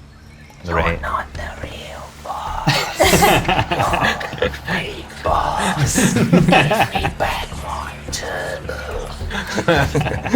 Oh god. 60 feet, that reaches. Yeah, right? that'll reach. Okay, so he has to make a wisdom saving Wisdom throw save. against 14. I don't know. He's probably more wise than this guy. Cool. Bring something up. Might not work, but it's... I feel like this is building some sort of climax, so this warrants a roll on the table. Oh! Okay, A 2. but now he's gonna run away with your card. That's actually a total of wisdom save. Okay, it's a 3. It's a 3. So, question. He has to use his reaction to get as far away from me as possible, Yeah. but his turtle doesn't. True. But he controls the turtle. Yeah, so he can. It would be up to him at this point whether he wants to jump off and run away or, Right. try Just wondering. try the and logistics of that. at the turtle. You're not the real boss. Tasty. 14 damage. Psychic damage. 14 psychic Psychological. damage. Get in his head. Yeah, I'm getting in Get there. in his head. There's a moment where you stare at each other and you look exactly like him, and like something in his head like That's what I twitches look like. and breaks. It's like a bane in his eye pops. It's like red. Am I not the real boss? Has everything been a lie? And he stares at you and you stare back at him, and there's just this moment where his whole reality shatters. So on his turn, he has to spend his whole turn. No, his reaction now. Oh, his reaction now. Okay, so I'm gonna say something interesting happens because Korthas attacked the turtle, and the turtle is quite a feisty beast, and it wants to engage with you in attacking. So he's gonna have to make an animal handling check to try and get the turtle to move, Okay. Clever.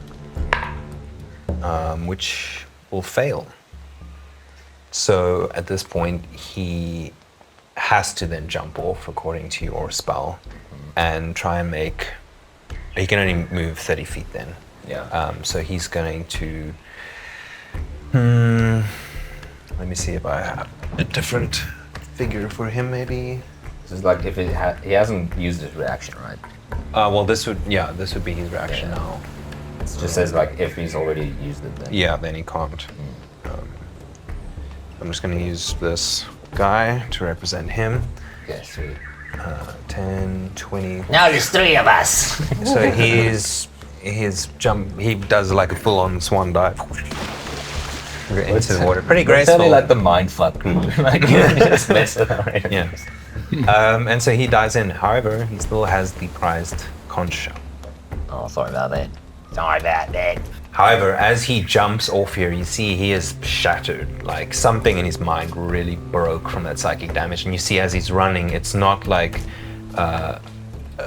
it's not like a hardy, physically well person. Like his legs are kind of cracking and shambling as he's like holding his head, going, "Ah!"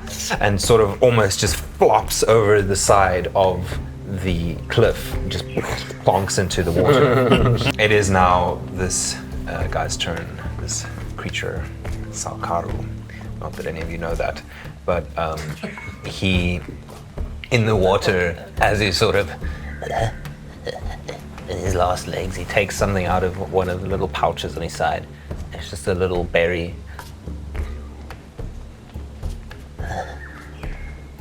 And it just heals him up 1 hit point. Little good berry. Good berry. Gooseberry. Dingleberry. Dingleberry. At that point now, this giant snapping turtle is loose and free agent. It rears up and goes for a big snap on you. That's good for you, because then you're one of his companions. Yeah. Maybe it's me. Take me! So, I mean, you can, if, like, knowing your spell, how it works, you can choose to just accept the attack. Yeah, And almost, I think, even shove out your arm. I think Gorthos closes his eyes and just like when he was accepting the Acceptance. heal, Nice. Perfect. he sheathed the sword. Cool. He's gonna die very quick. A It's the way to accept him 16, of a death. 16, I believe, hits Yeah. your AC. Cool. With that accepted, I'll say I have advantage, but it's not a crit. He's going to do 22 points of damage as this harsh, forceful bite clamps down on your arm, and you hear like as it starts to shatter the bone, Big boy. and you immediately start bleeding quite heavily out of your arm. Okay. What color is your blood? Yeah. I don't know the answer to that. I think it's red. Okay. Yeah. We bleed the same. Dark red. That would be the action of the snapping turtle. At which point you break free from. Doesn't this make that he has to roll a save? Oh yes, you can. Sorry, you don't just immediately break free. You have to roll to save Sure. against. Yes, pretty sure. When the Salkaru or its allies do anything harmful, it can repeat the saving throw on itself. So yeah, you now get to repeat the saving throw. Oh, save throw. How much? It's 8. 8. You have a different dice. That is changing our team. Not really. I shouldn't have said anything. I'm sorry. It's actually a 10. Gorthas, with the fact that you embraced that teaching from your master, the acceptance of this, and that you took so much damage from this bite, hoping that it would break you from this cursed thing that you can't wrap your head around, go ahead and roll with advantage. What that does. 16. Yay! That'll do it. And there's a moment where Better like the die. spell presses in like hooks clawing into your brain, just not letting go. But then you float into that space of darkness, that acceptance, and release. And those hooks kind of just melt away. Freeze your mind. Okay. Nice. Thanks. Thanks. As are you standing on the precipice here of this jetty leading up to the side of the cliff, you see this whole interaction, this guy stumbling off the cliffside, just like plopping into the water. Right. I'm gonna hop in and go after him. Cool. So let's say that's like 10, 20,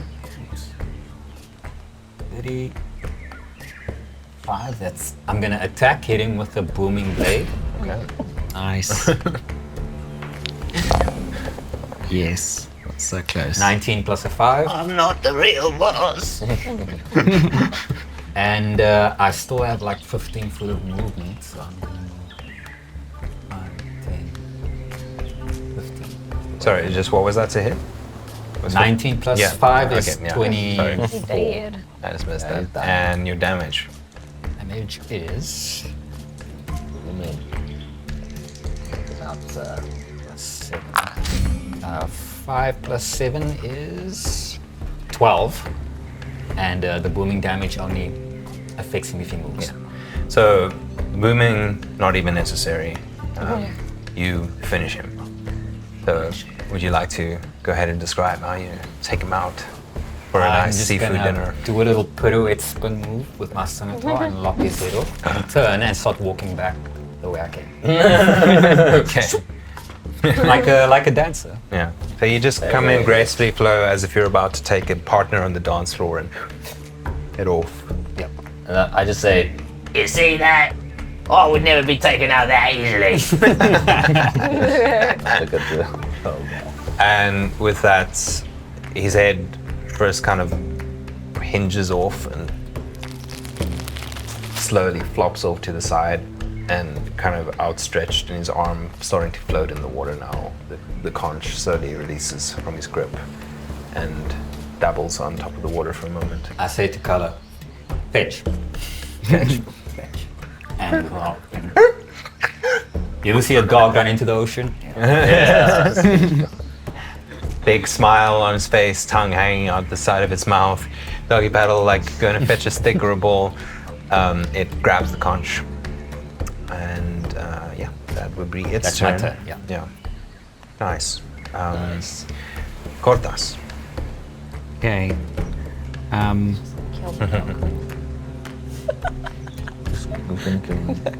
Porthos is gonna cast command on the turtle and say, grovel. And It's your bloody hand. yeah. Wisdom saving throw. Okay. That thing is not wise. Can't be. What is the save? 13. It just fails. Nice. On the Great. precipice, there's a moment where it stares at you in defiance and its tongue flicking and this horrid, Taste of your blood and the sharp smell. mouth kind of like coming towards you, just going like, So at the start of its turn, it falls prone and ends its turn. okay. So it Wow. just falls down and you see its head and its legs just kind of retract into the shell and just lie there motionless on the floor. If you Okay. jump on it, it'll like Like shoot away Mario you style. can knock someone over with Yeah, it. you've essentially like Mario'd this turtle. Try and move away. Okay. Well, yeah, let's see what happens. Well, I mean, you can still move regardless if he. Not if he's Oh, dead. if he's dead. All right.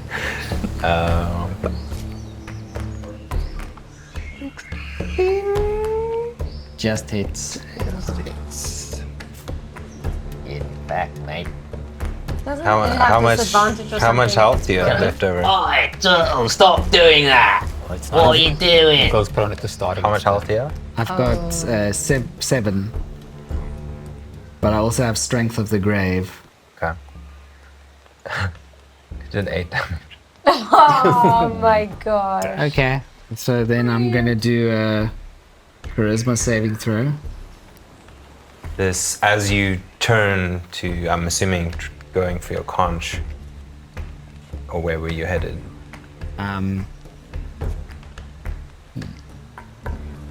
Yeah, actually, towards the conch.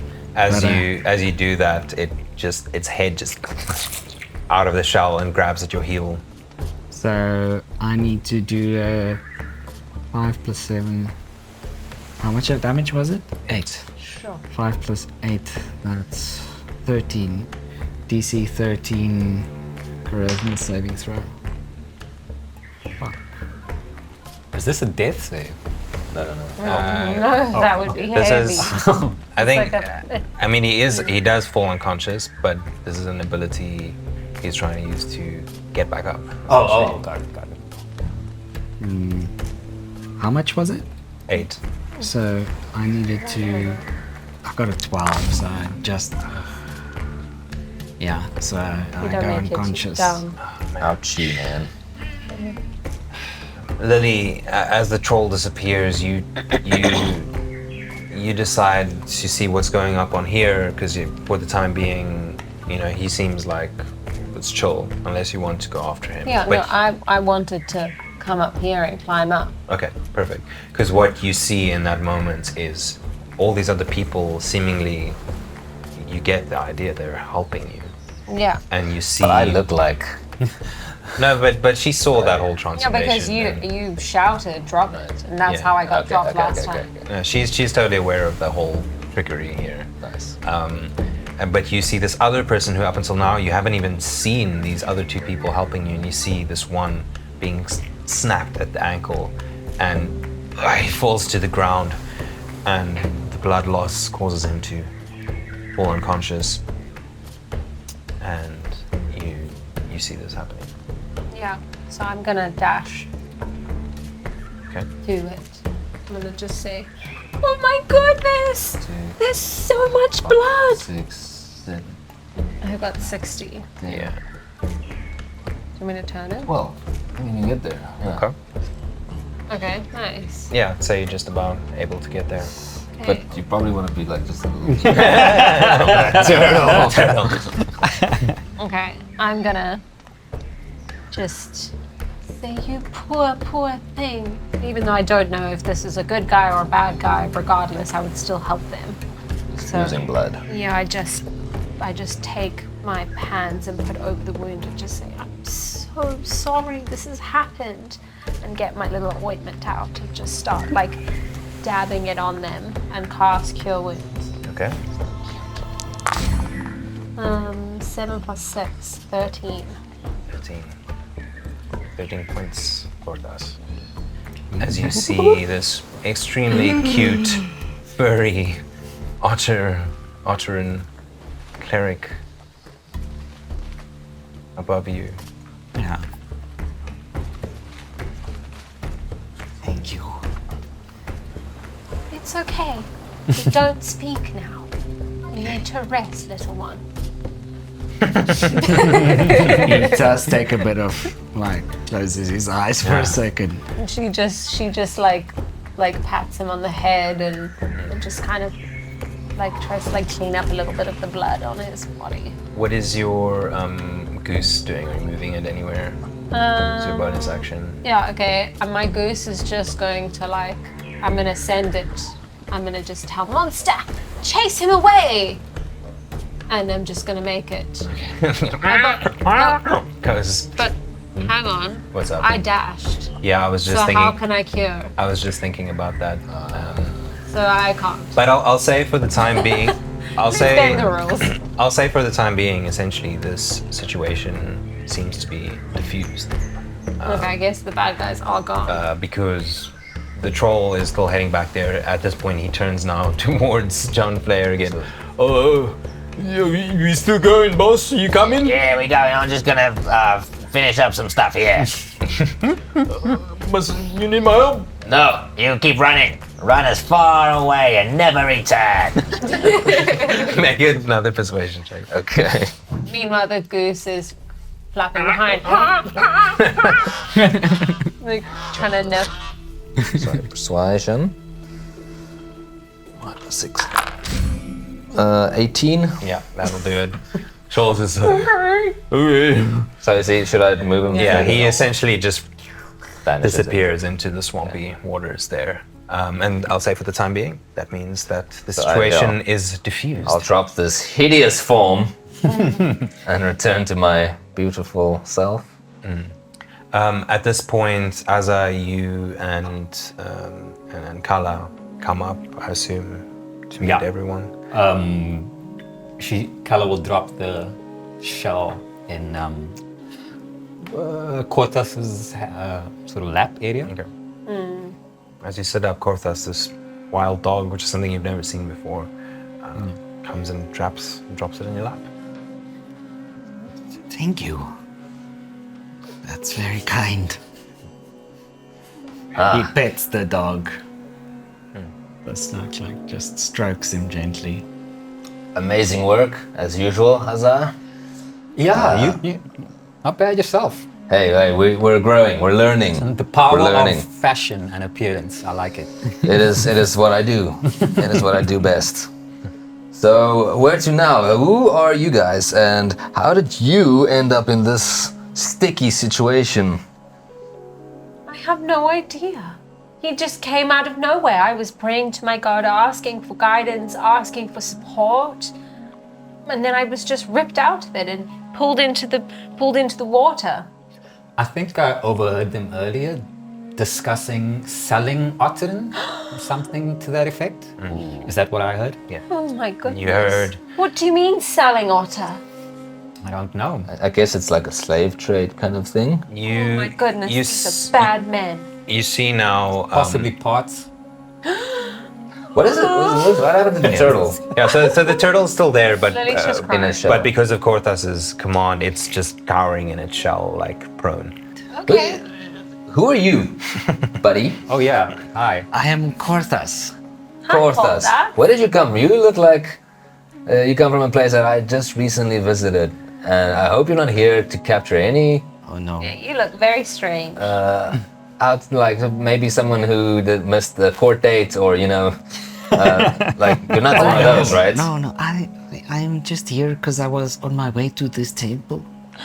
It's a very beautiful What a temple. coincidence. I kind of chill here, but it's smelling much better than it usually does. That's me. It was really disgusting. It had a foul odor when I arrived. Yeah, that's why I usually just spend my time outside of the temple. Oh, I see.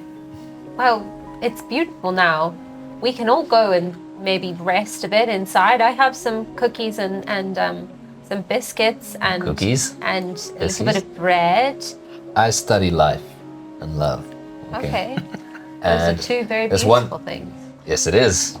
And there's one thing I've learned in life and love is nothing really happens by chance. There's a reason we're here together. My mom always told me that. Mom is very wise. And I think we should explore this. There's chemistry here, right? Like I can feel it. Like there's something. Yeah, definitely chemistry. I dropped the guy's leg.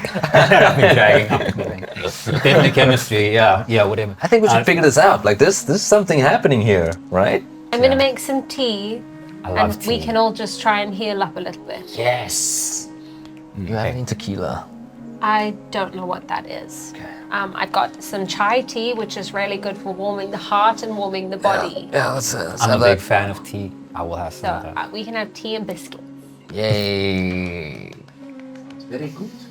So we're just drinking tea, Yeah. eating biscuits. I've made it taking a like bit of a really short not rest. beautiful inside. Like I've taken my bedroll and laid it out and taken like a little. Let me just say vial. this: you are amazing. You are awesome, and Thank you. I hope we get to travel together. Where are you traveling to?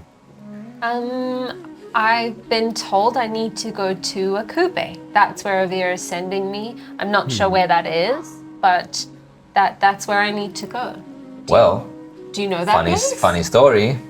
I'm actually thinking of going to Akube because I've got a family in the circus, and they're traveling around a lot. family's So family is amazing. Well, sometimes. So I was I don't thinking. relate to that.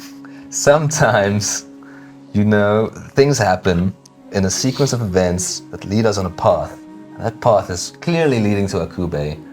Where you want to go? Well, things weren't as clear a few weeks ago because Hey. the path seemed to be leading towards brothels and bars and It's where my music takes me. I halls can't of, help. halls of judgment. The But, universe calls upon love to be spread. But no, I do think you're right. I think this, I admire your family, for taking that risk and going to Akube, given what could happen to them. What could happen to them? What's so bad about Akube? I don't know. Akube, from what I've heard, is can be very dangerous. Oh dear.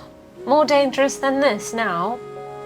Well, it's hard Probably. for us to figure out because the road there is blocked by this mysterious cloud that drives people mad, Oh dear. sometimes kills them. Oh my goodness. So the road he's talking about specifically is from the land where the deserts of Shazari connect to Akube.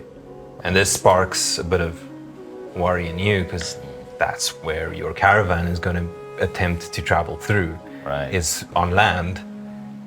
So let's be clear. The roads leading to Akube, so not from the ocean side, but like From Shazari, from the Shazari desert. side, Yeah. which is where my family is traveling. Dear. Which is where you left them, and I think I need to go to Akube. I think I need to check up on my family. I need to see. Well, it they're doesn't okay. seem like we should go that way. No, We're but gonna if go if we go, it'll be by ocean, right? Okay. Yeah, I've got 3 hippocampuses, so we can. What's the hippocampus? It's miss? like a water horse. Oh. and you see And them we- now kind of in the water there, kind of one's kind So of guys. grooming Oh, itself. That's really cute. But I've only got 3. But I'm little. Little. I could maybe sit on your shoulders. Yeah, Okay, I think yeah, that's possible. That's feasible. But what about your dog? What's your dog's name? Oh, this is Kala. Kala means it means no. So don't be afraid to tell her no. Oh. But no, Why? I can magically take her with me, and she won't take up any space. What? What do you mean? She's a magical dog from Oh. realms beyond. Like my goose? Like little monster? Something like that. Yes. Oh, okay. Like you can call it and send it away and come back. Okay. Exactly. Yeah. Wow. Very cool. Very cool. Seems like we are set. We've got the hippocampus. So you're also on your way to Akube? Actually, yes. That's. This is crazy, guys. Let's just take a moment here and appreciate what the universe has given us. Where are you from? From Mossy Banks. Mossy Banks. Mossy Banks. Is Haven't that you close heard of by? it? No, I haven't heard of her. Oh. No, in fact, no one has heard of Mossy. Oh my goodness, you guys I'm are like, missing I've heard of out. it. I've heard of it. You've heard of Mossy Banks? Oh yes. So mossy, banky. Yeah, that's right. There is a lot of moss everywhere, and we have a big river running through. We have a village, and it's all otter folk like me, Otterin, and it's all my friends and family, and everyone's just so loving and kind and sweet and not mean like in the city. I was Sounds like just the in. cutest place on this planet. I'm sold. I want to help you find whatever it is you need to find. Akube, next up on the map. Are you game? This makes more sense than another tavern. So yes. Yes. Finally, a righteous So- cause. So we're I can friends. finally. We are friends now. Hi, John Flayer, the Mind Flayer Slayer. I am Lily. And she takes out a little piece, like a little pink ribbon, and then she just ties it onto his wrist and just says, That's not witchcraft, is it? "No, this is just a ribbon that my friend Calm down, my friend Petal gave me. She gave me a bunch of ribbons, and she said, whenever you make friends, then you should give them ribbons to show that you love them and you care for them, and you'll always look out for them. Amazing. So that's that. And Awesome. can we also be friends? Yes, we can. You healed me when I was dying. It's a pretty friend thing to do. Of course, I'll always heal anyone that needs help. Not the baddies. Well, it depends. I mean, that guy, his head was off, so we couldn't heal him. Yeah, it's not healing that guy. He's gone. And I'll take a little ribbon out and I'll tie onto you. And I'll also tie one onto Oh, you as thank well. you. And then I'll tie a little ribbon around Kala's neck. You should take a ring in exchange for the. Oh, thank you. That's really lovely. Fair exchanges. Try it. Put it on. Does it fit? Maybe the pinky might fit on your thumb. Okay. Wow. Fair trade is very important to my This people. is beautiful. Thank you. You spend the nights in this temple or sleeping out under the stars, whatever best suits you, without much event. happening here, other than some creatures. But you also have the hippocampi kind of like circling and helping to keep guard around here. And in the morning, you set off. Those of you that want to, which is everyone. Yeah, it's all of us. Okay. You know Akube a bit. What would be the best port to enter? You don't really know Akube that well. Well, Well, I do. What do I think? You know, Akube is interesting because it's very hard to enter because there are these pirates that kind of control the seas around, and then this one passageway via land has this thick cloud of black spore-like stuff that's just hanging in the air. It's a dodgy place. And so the only safe place really to enter, or safe relative being, is Port Masanje, one little port town that sees a lot of trade and things. So that's a safe place to enter. But you could also, going underwater, you could also try and enter up to a beach somewhere closer to Shazari side. I also think Masanje is the place to go because that is where my family would head heading. with the circus. You know, Okay, well that sounds good. They'd eventually try and make their way there, yes. And if you don't find them there, then something happened. Yeah, so And I'd like a start city at is a the good end and place. then work backwards. You know. it's a good place to investigate and talk with people. Yes. There's a lot of. So you guys set off, Yeah. and you travel first 2 days kind of without incident. The third day, the day you travel underwater, you've become accustomed to this now. Lily, you're riding on Corthus's I back. don't know how Yeah. one ever becomes accustomed to it.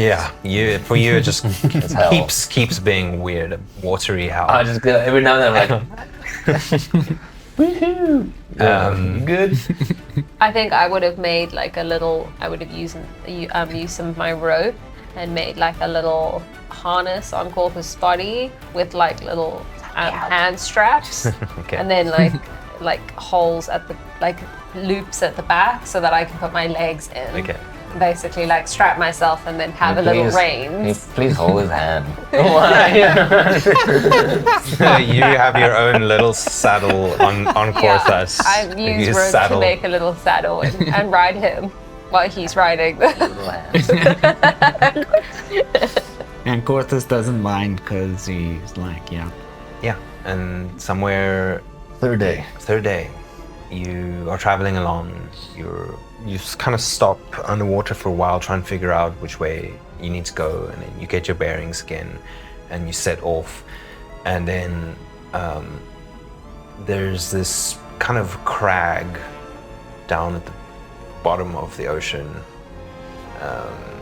And Corthus, you look down at it, and well, it looks kind of like it's just a dark crag. But you keep on going because this is the fastest way towards the area you're going, and these large bubbles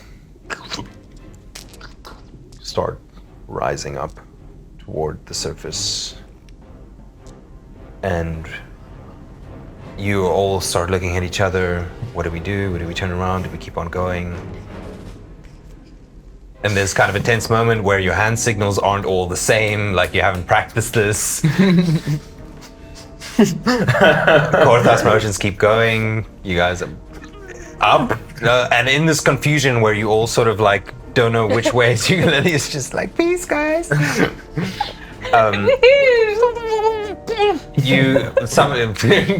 John starts going upwards, Corthus like going forward, like just come on. And you kind of spread out for a while. Oh shit. And It's bad.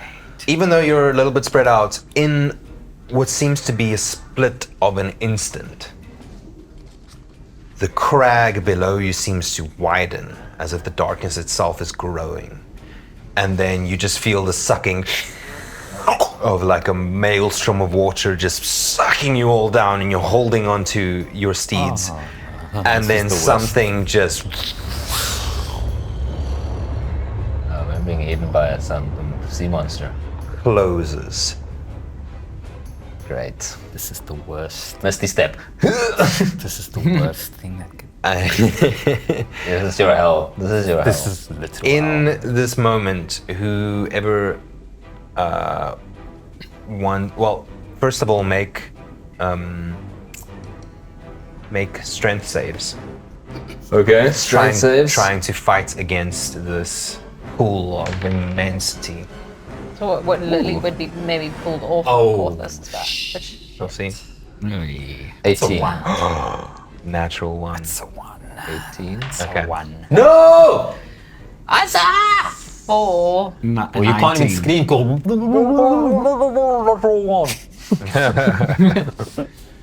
Okay. Azza Yeah. gets pulled and then knocked against something hard on the inside. It's dark now. You've been enveloped by something, and you just feel a crack of your head, and you pass out. And you disappear from sight of the rest of the group. What did you guys get? I got a 19. 19. Can I see Azar? I've got like the. Yeah, you've got the intense dark vision. Okay, you can make a perception check. Okay. Got 18. 18. Okay. You got? I got dark vision also, but I got a 4. So you. But she's strapped to. Yeah, you're strapped to him. So you kind of just like faint and just like lie To where he's strapped? To Porthos. to Porthos. So you're still strapped to him, but you let go, and now you kind of just like. I'm so glad you made that honest. My hands are loose, but my legs are strapped Yeah. in, so my body's like, like flailing behind. John, Flutter. you make a perception check as to what it is that swallowed you. Try and see if you can see anything. Okay. Okay. Yeah. I got a 15 on my perception. Back to that. I got 15 as well. You at first you just thought the ground itself was the crag itself was coming up and enveloping you, but then you saw these kind of like almost catfish-like tendrils and a clear mouth, and you saw gleaming teeth. That's all you saw. Okay. And you, one more thing you saw amongst it is just one like glowing light bobbing far off of the center of this hole, like a green glowing light. I get the sense this is a ginormous Gineminosaurus creature. Yeah, it's bigger than anything I've even heard of. Yeah.